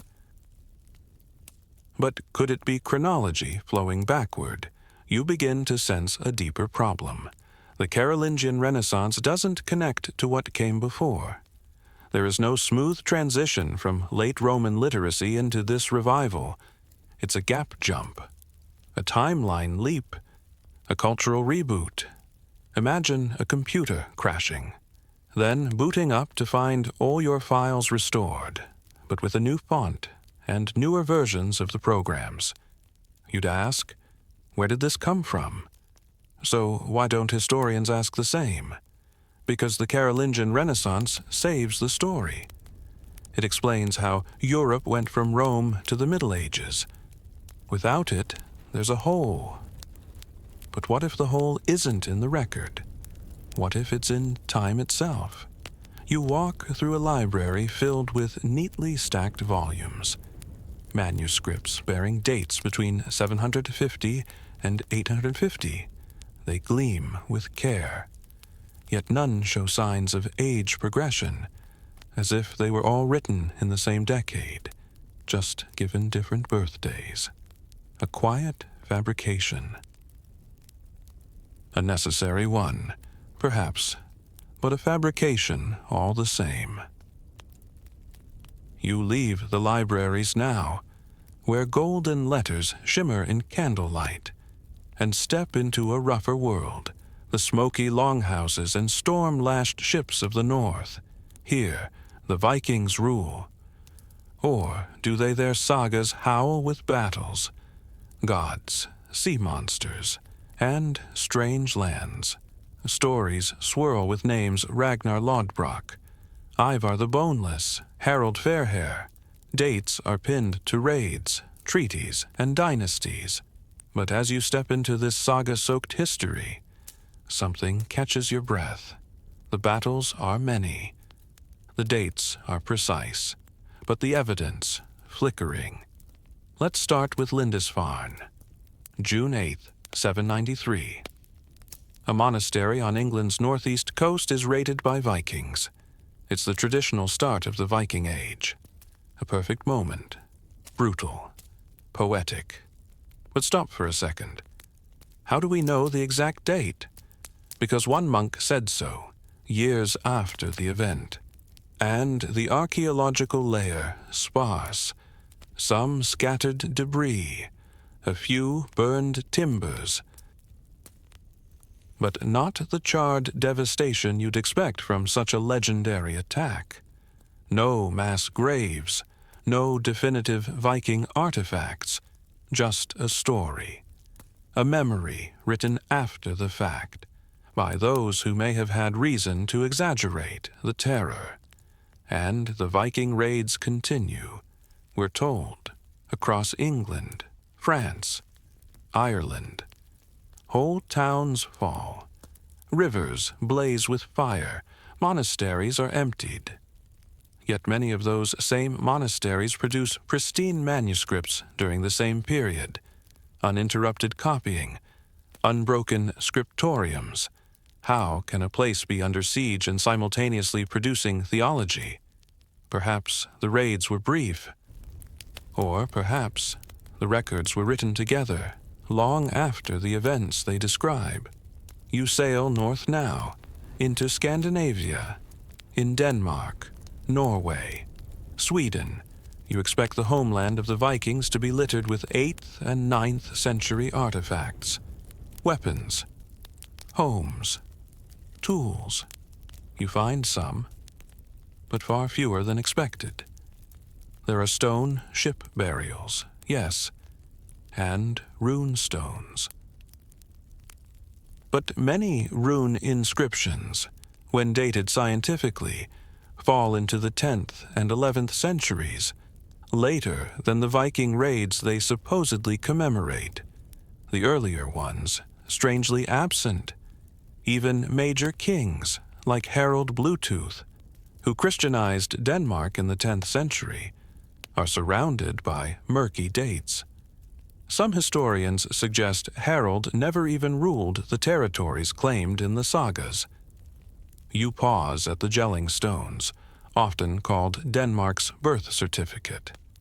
They're impressive, grand, and dated conveniently to the century after the Phantom period. almost like a starting line rather than a continuation. Then there's Ragnar Lodbrok, hero of countless tales.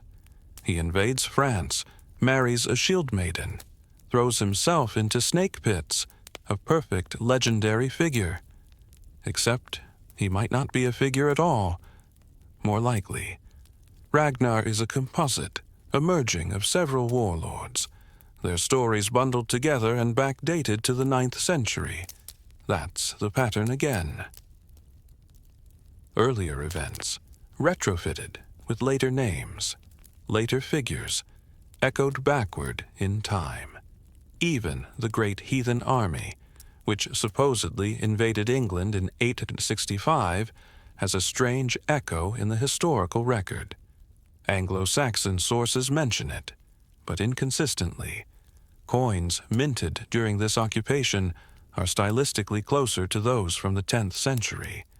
A full generation later, you notice something else. Viking raids tend to happen in waves, but almost always end with treaties or Christian conversions that perfectly align with papal interests. The timeline is neat. Too neat. Conflict, victory, conversion, the rhythm of salvation.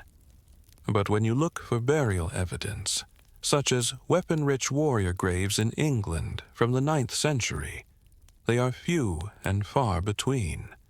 The ones you do find often redated, often questioned.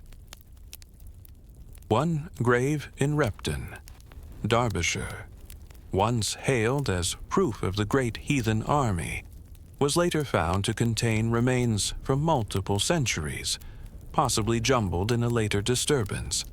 Even Viking ships, those iconic longboats, are rarely found in clear 8th or 9th century layers.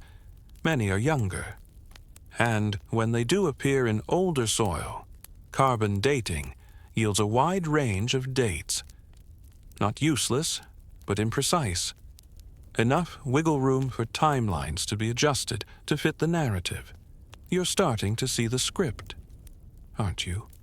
A world darkened by chaos, suddenly lit by raids, then redeemed by conversion, and all of it carefully woven into a neat chronology that fills just the right amount of time. Roughly 3 centuries. You think again of those sagas. They were passed orally, after all.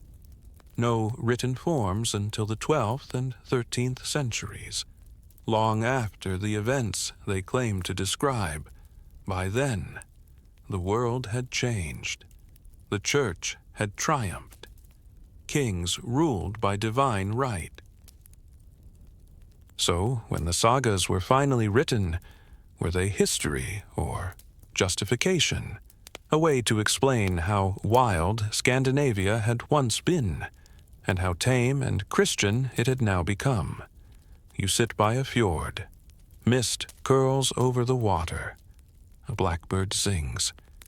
You imagine a monk in Iceland, scratching ink into vellum, recording the deeds of men he never met, in lands he never saw, during years that might never have been. He means no harm. He's preserving a story, but that story may be less a record and more a bridge, built to cross a gap in time no one dares admit exists. The sagas, the battles, the treaties, they may be echoes, not events. And the Viking Age, perhaps not a period we lived through, but a myth we needed. You've walked with emperors, monks, and raiders. You've read sagas, cracked coins, and questioned calendars. But now, you find yourself in the quietest part of history, the place where people rest, a graveyard. Here, in the soil, the story should settle. The dead don't lie. Or do they? You walk slowly between the stones, some worn, others never carved at all. This is no tourist cemetery. This is where archaeologists go to find time's true rhythm. Human bones don't forget how old they are. teeth hold isotopes. Skeletons whisper of disease, labor, age. But as you kneel beside one open trench, something doesn't add up. This woman, buried with a comb and brooch, her grave dated to the 8th century, shows signs of dental care not seen until the 11th. You frown. A mislabeling, maybe. Then another grave. Nearby, a man with sword calluses and healed fractures. His burial goods say Viking. His skeleton says farmer. And his DNA matched more closely to 12th century samples than the 800s. Anomaly or evidence? This is the question that rattles the bone box. Because in cemeteries across Europe, especially in regions supposedly buzzing with life during the 7th to 9th centuries, you find an odd silence. Burial rates drop. Cemetery expansions pause. Whole fields go untouched for generations, until suddenly they fill up again in the 10th century. Where were the dead? Did people simply stop dying, or stop burying, or were there simply fewer people alive at all? Archaeologists are trained to be cautious. They talk of preservation bias, erosion, plow damage, and sure, some graves vanish. But when patterns appear across countries, languages, and cultures, always during the same stretch of missing years, the excuses grow thin. Consider Grubenhäuser, the sunken floor houses common in early medieval villages. Excavated sites in Germany, Poland, and the Low Countries show clusters of these simple dwellings until around the 7th century. Then they're gone. Not evolved, not upgraded, gone. And they don't reappear until the 10th century, in forms markedly different. It's not a gradual change, it's a cut. And so we look to the graves to fill in the silence, but the graves betray us. Take the Latin culture in what is now Switzerland, supposedly thriving until the early medieval period. But where you expect 8th or 9th century burials, you find nothing, not even isolated farmers, who should have been buried under Christian rites by then. Then, in the 11th century, boom. Graveyards bloom, chapels rise beside them, dates, etched in stone, return. It's as if someone resumed time after a long pause. Then there's radiocarbon dating, which should anchor the bones in history. But here, too, things blur. You see, radiocarbon dates require calibration. And those calibration curves are built using samples from other time markers, trees, ice cores, volcanic layers. But when applied to certain graves dated by historical context, the numbers don't match. Some 8th century graves give carbon dates pointing to the 11th. Some early saints' relics test as centuries too young. So, which is wrong, the carbon or the context? Most researchers quietly adjust into the margin of error, but that margin, you now realize, is where the phantom lives. Let's talk about grave goods, jewelry, tools, even food offerings, tokens of love and belief. Archaeologists use them to date burials, linking styles to specific decades, but in the phantom centuries, styles don't evolve much. They stay eerily consistent, sometimes for 200 years, as if no new fashion emerged, or, more likely, no one was there to wear it. In Anglo-Saxon England, pagan burial customs fade by the 7th century. Christian graves should follow. But for nearly 2 centuries, the archaeological footprint shrinks. Churchyards remain small. Many areas show zero expansion. Then, After 900, growth explodes, multiple, overlapping cemeteries, a rush of death and life. It's as if someone turned the page.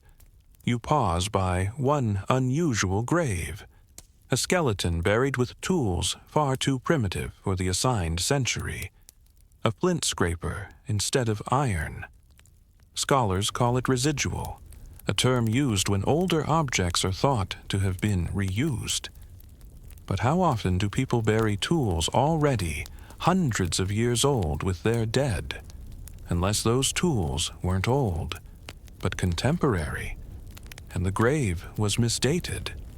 It's easier to say the tools are leftovers than to admit the century itself might be wrong.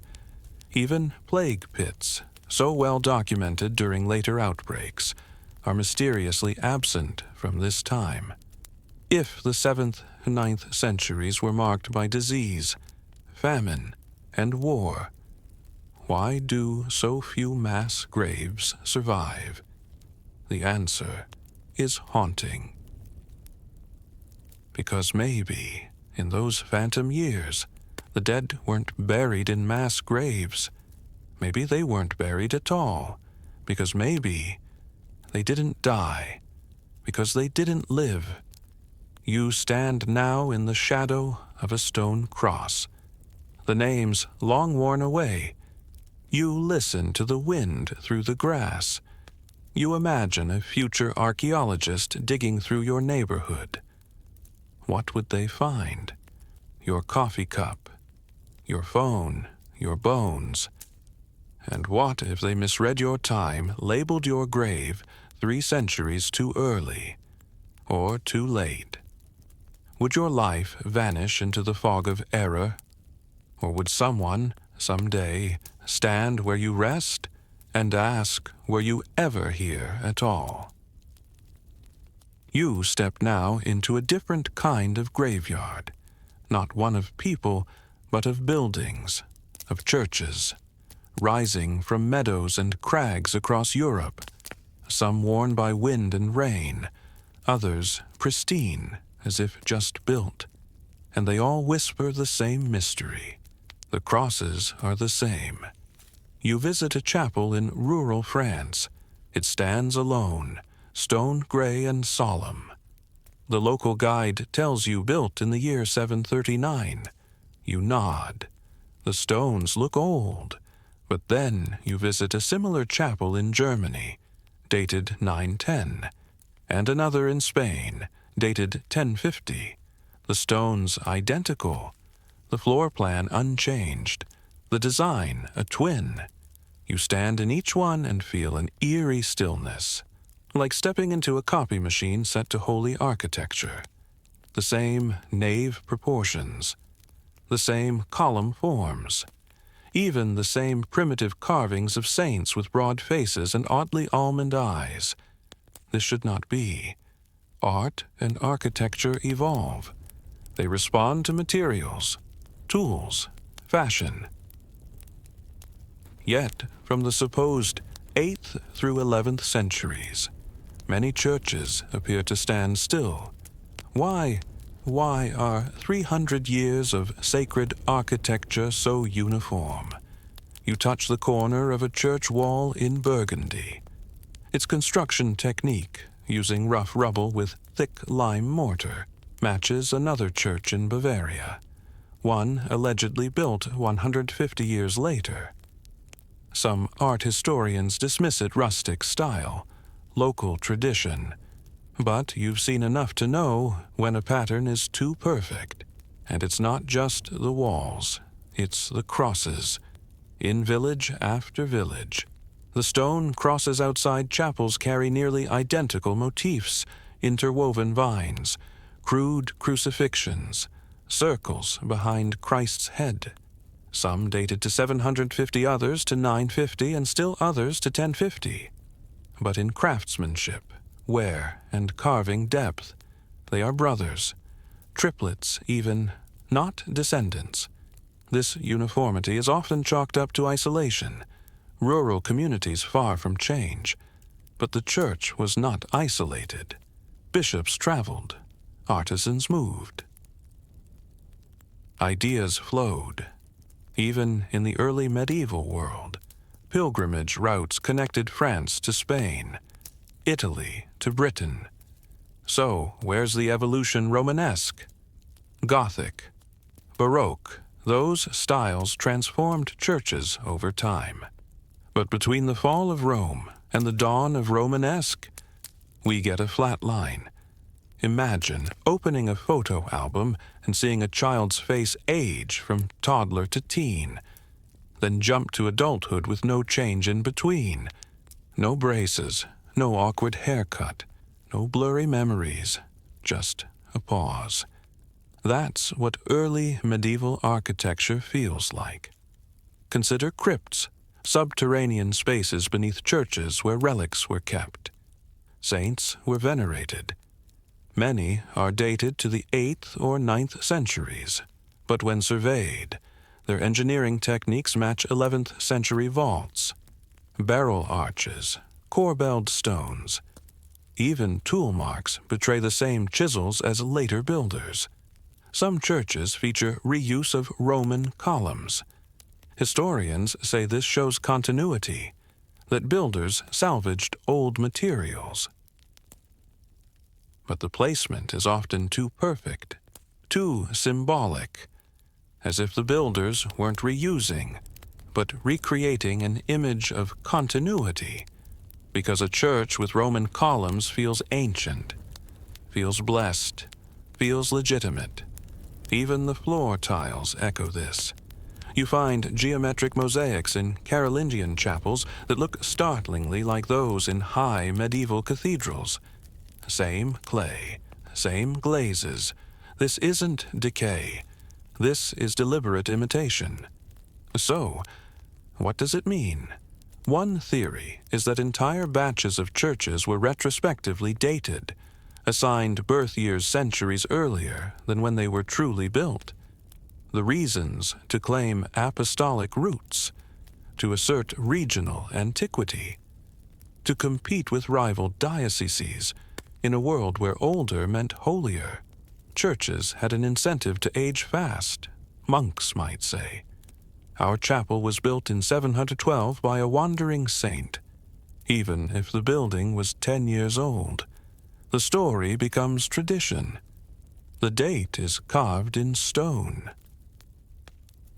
Who would challenge it? But the stones themselves, they know. Masonry tells time. In Norway, stave churches date to the 12th century, but carry runic inscriptions that appear older. Radiocarbon tests on the wood confirm the later date, not earlier. Elsewhere, pre-Romanesque chapels are carbon dated to 900 or later, despite claims of 750 or 800. The timelines don't align. The Romanesque style is supposed to emerge around 1000. Thick walls, round arches, grand naves. But many elements of this style, already visible in Carolingian churches, suggest the style didn't evolve, but was misdated. It's not that the Romanesque replaced Carolingian, it's that they were contemporaries. Or Romanesque came first.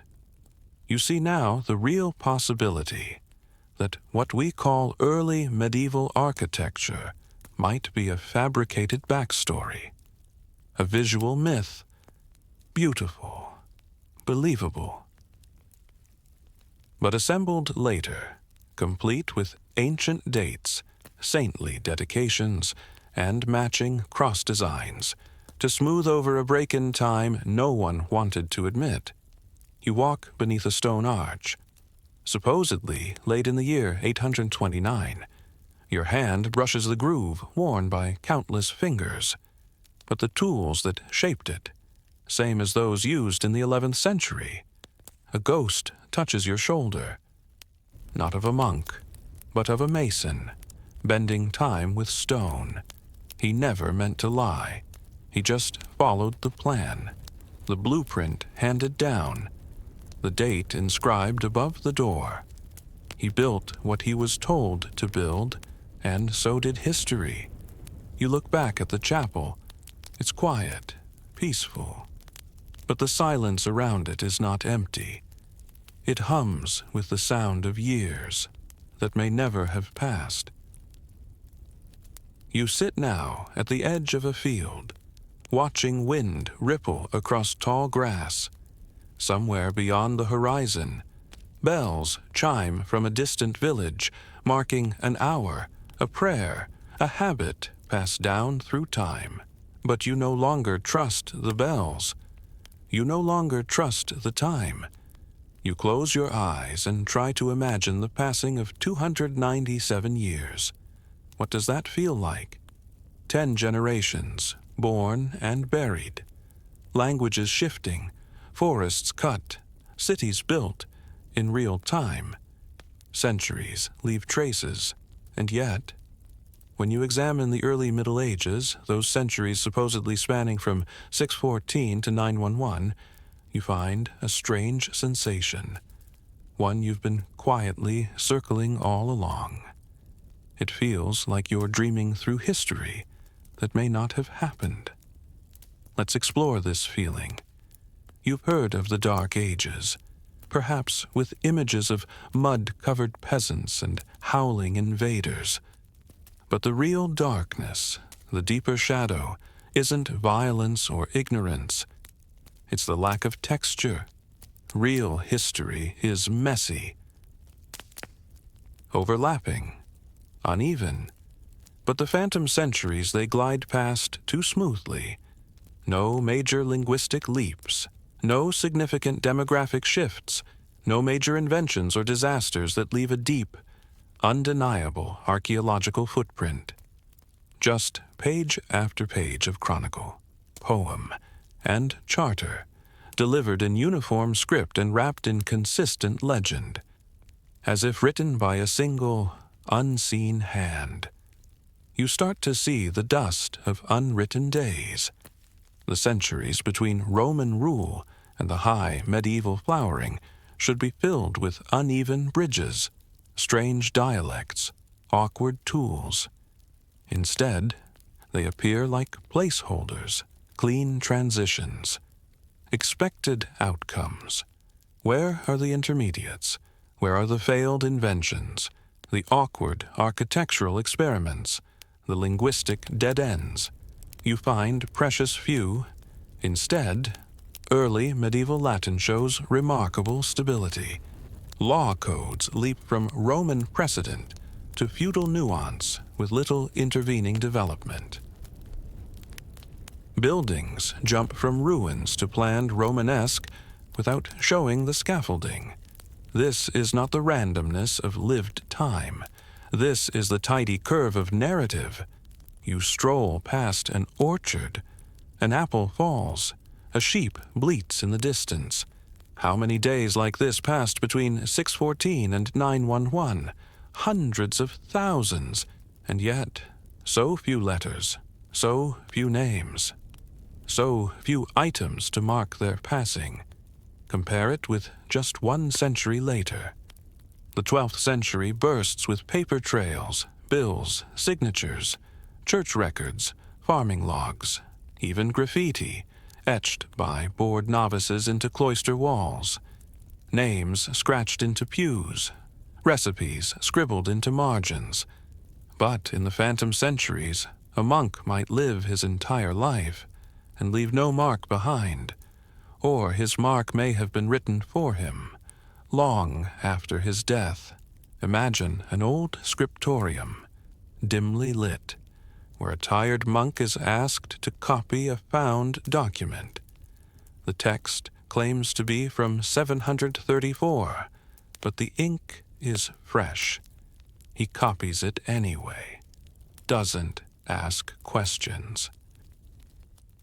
Or perhaps he writes the original, told by his superior it must be from 734. We need it to be from 734. And so it becomes so.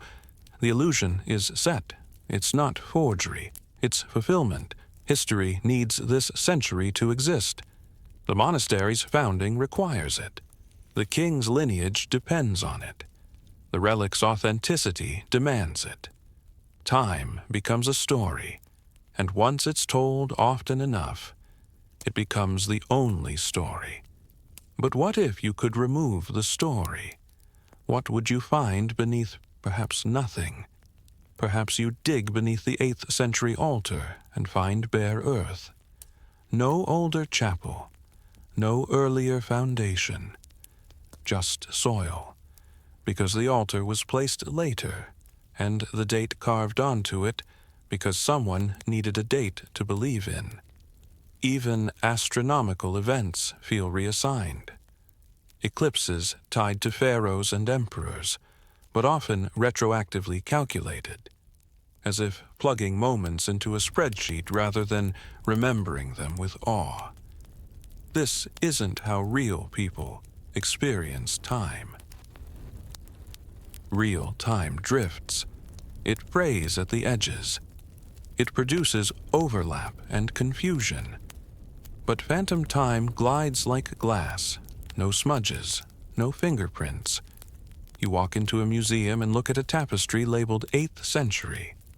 The dye is too fresh, the stitching too uniform, or perhaps you just feel that it doesn't belong. That feeling, so hard to quantify, is what lingers, because you know what real history feels like. It's messy, loud, conflicted. But here, the centuries pass like a dream you almost remember. And now, the world you live in, your calendar, your clocks, your anniversaries, rests on the assumption that someone, somewhere, got the dates right. But what if those assumptions were built on absences? What if time was not just lost, but inserted? Think about that.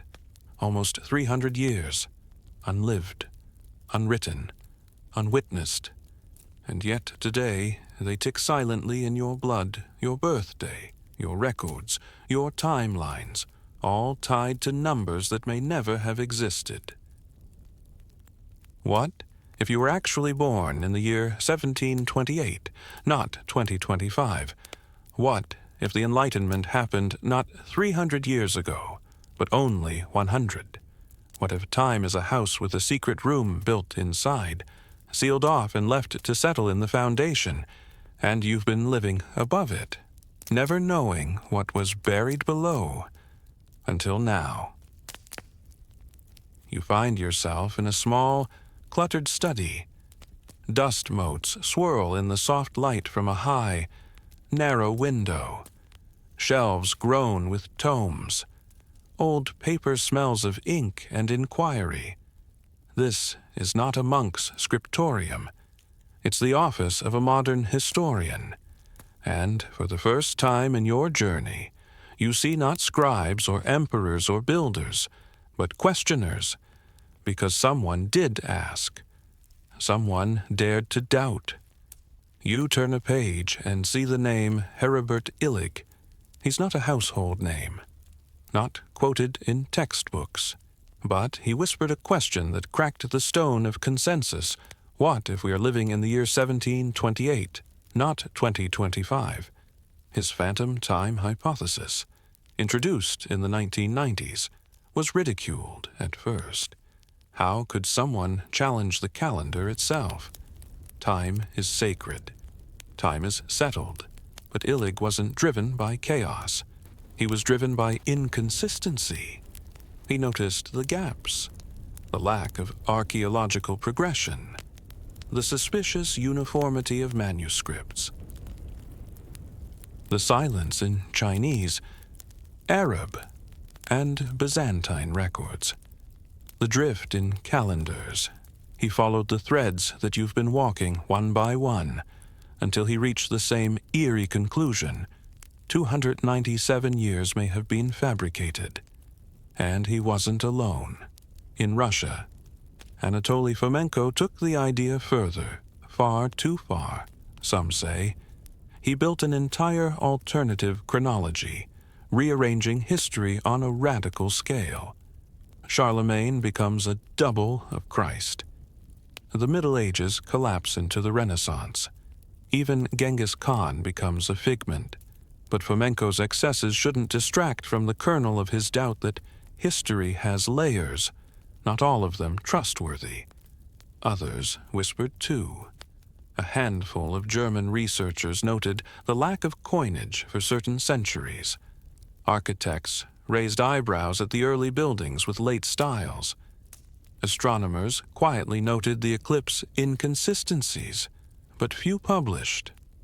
Why? Because to challenge the calendar is to challenge the foundation of history. It's academic heresy, and universities, like cathedrals, have long memories, but short patience for disruption. You look around the study. On one wall, a printed timeline of the Holy Roman Emperors. On another, a map of Europe, c. 800 A.D., and across the top of the bookshelf, nothing from the 7th to 9th century that wasn't written long after. It makes you wonder how much of historical study is built on trust. You trust that the manuscripts are authentic, that the dates assigned by 19th century editors are correct, that the assumptions built into archaeological dating have been tested and retested. But what if they haven't?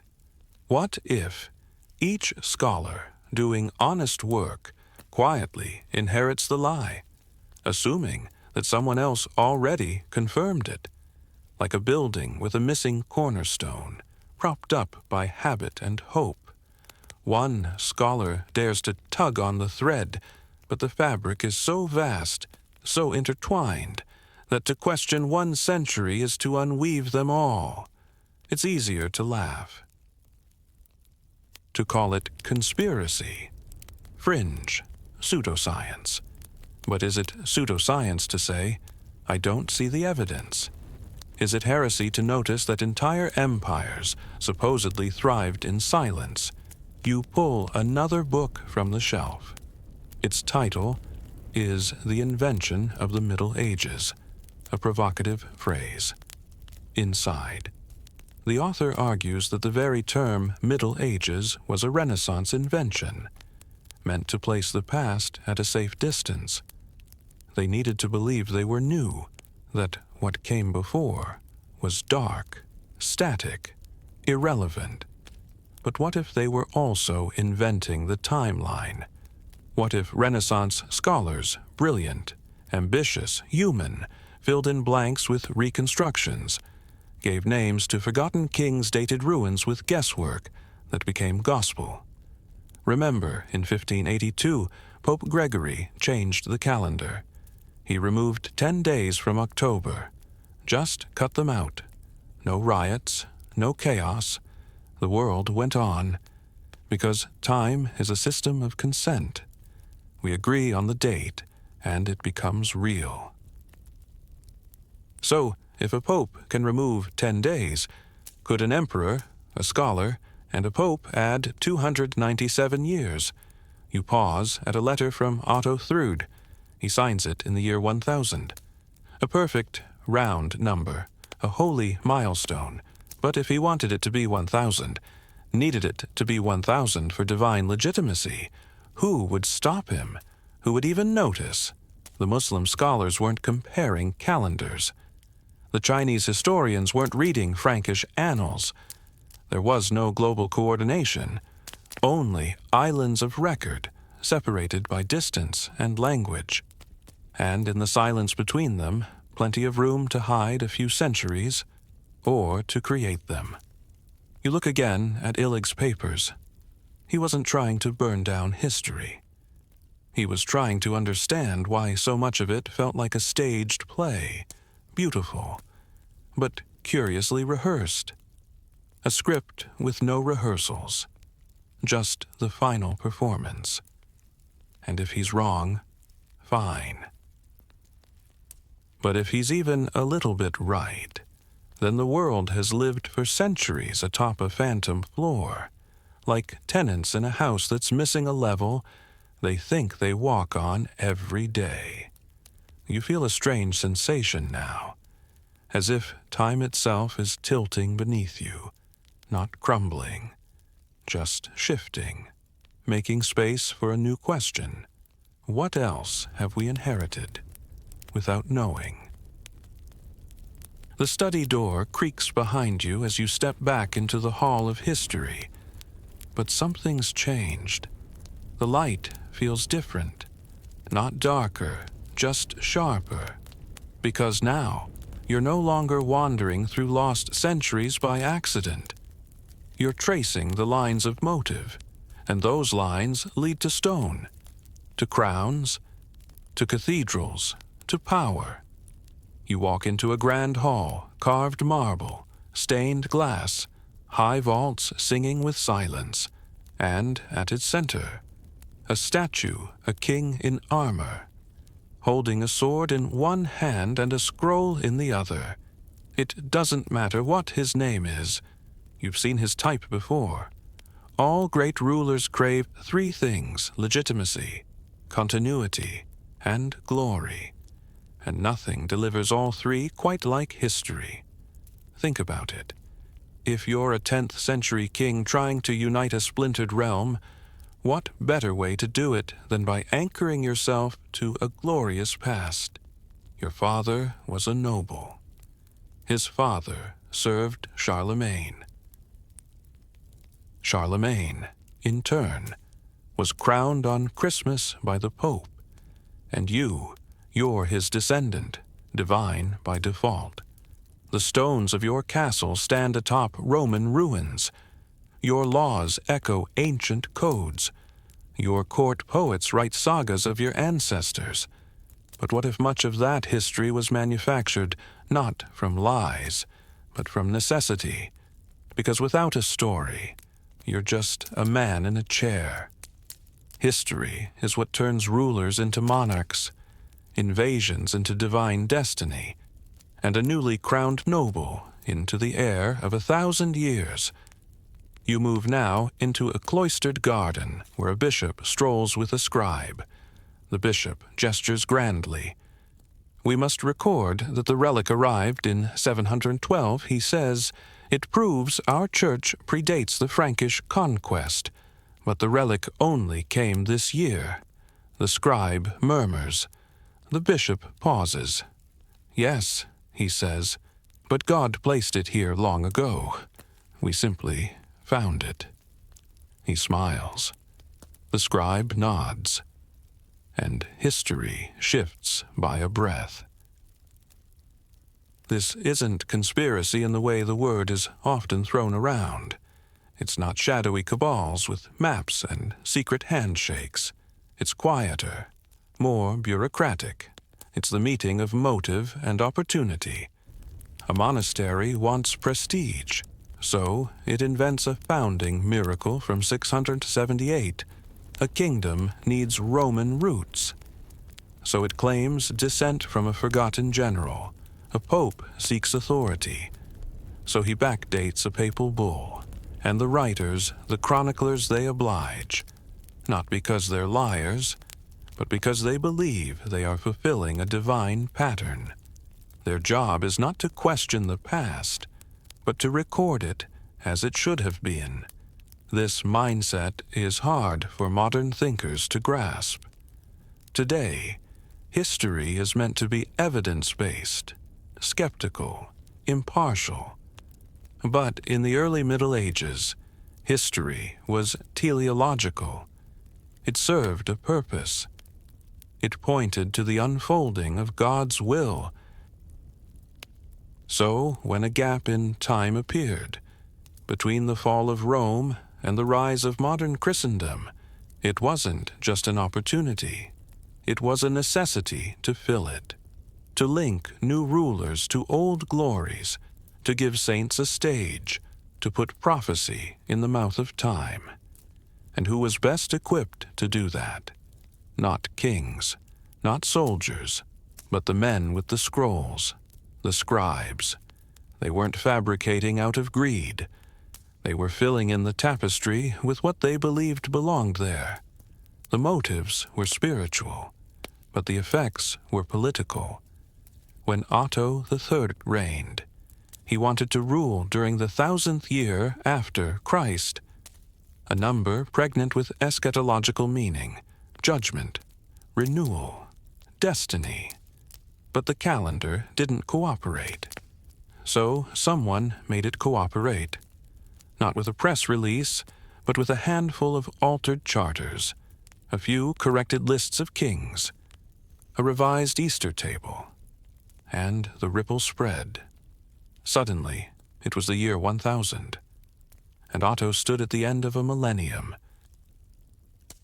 What ruler could resist that stage? What church could refuse that symbolism? What historian would dare say no? You walk through a library and see it now, how small tweaks in old texts became immovable pillars of belief. One backdated donation becomes the monastery's founding. One misattributed manuscript becomes the origin of a dynasty. One date, pushed back by a generation, becomes the root of a calendar. And once it's etched in stone or copied by enough hands, it's real, because history, like money, gains value when enough people believe in it. And the beauty of it, no one had to invent 297 years all at once. They just had to create a few anchors, a few fixed points, dated, named, sanctified. Everything else rearranges itself around them, like hanging a curtain with only 3 hooks and letting it drape. You pass beneath a stained glass window depicting a saint kneeling before a king. The caption reads, Anno Domini Sahu 794, a date you've seen before. On another church, another charter, another crown. How strange, how coincidental, but not really, because once the narrative is set, history reuses its numbers like a hymn's chorus. 794,814, each date a milestone. Each one echoed across different lands, different events, each claiming authenticity from the others. And once the echo chamber is loud enough, the fiction becomes unassailable, not because it was malicious, but because it was useful. So now, as you stand beneath that window, you feel no anger, no betrayal, only the quiet awe of understanding that the timeline you live by, the calendar that rules your birthdays, your holidays, your history, is not carved into the stars. It was carved by hands, with motives, and marble. You step out now into the evening, history clinging to your thoughts like mist on a cloak. The bells are quieter, the roads feel longer, and in the fading light, one question begins to form, not in the realm of kings or monks, but in the deep silence of the modern scholar's conscience. What if they know? What if today's historians, archaeologists, and researchers have seen the same cracks you've seen, felt the same shiver of doubt when flipping through a well-preserved manuscript dated to 738, or when visiting a church with 9th century architecture that mirrors the 12th? And what if they simply stay quiet, not because they're deceitful, but because the truth is too inconvenient to speak? You walk through a university archive, climate-controlled, impeccably catalogued. On one shelf, a treatise written in Latin, dated 850. On the next, a dissertation challenging that very date. But the dissertation is rarely cited. The treatise is sacred. You speak with a professor, gray-bearded, gentle-eyed. You ask him, carefully, about the phantom time hypothesis. He smiles, leans back, and calls it nonsense. But then he adds, still, it is strange, isn't it? How little physical evidence we have from those centuries. Then he moves on, changes the subject. You can't help but feel the deflection. He knows, or at least he suspects, but his career, his grants, his conferences, all depend on a shared agreement that the timeline is settled, that the past is where it belongs. To challenge that is to throw the table over, and so most don't. They whisper instead, over coffee, after lectures, in footnotes few ever read. Unusual silence in the archaeological layer. Stylistic anomalies suggest a later origin. Inconsistent epigraphy across comparable sites. Neutral phrases, safe phrasing, but between the lines a hum of doubt, and some go further. A handful of independent researchers, often dismissed as fringe, spend their lives compiling the inconsistencies, cross-referencing records, chasing shadows, publishing small books, barely read. They're mocked, because history, like religion, punishes heretics, even when the heretic is right. You enter a museum next, a medieval wing, shields, crosses, scrolls. The plaques list dates with confident precision. Circa 722, dated to 843 by stylistic comparison. Attributed to Carolingian script, circa 781. You ask the curator, how do we know? He replies, based on prior consensus. Consensus, not carbon, not stratigraphy, not eyewitness, but consensus, a looping chain of trust, stretching from scribe to scholar, with no fixed point on which to anchor it.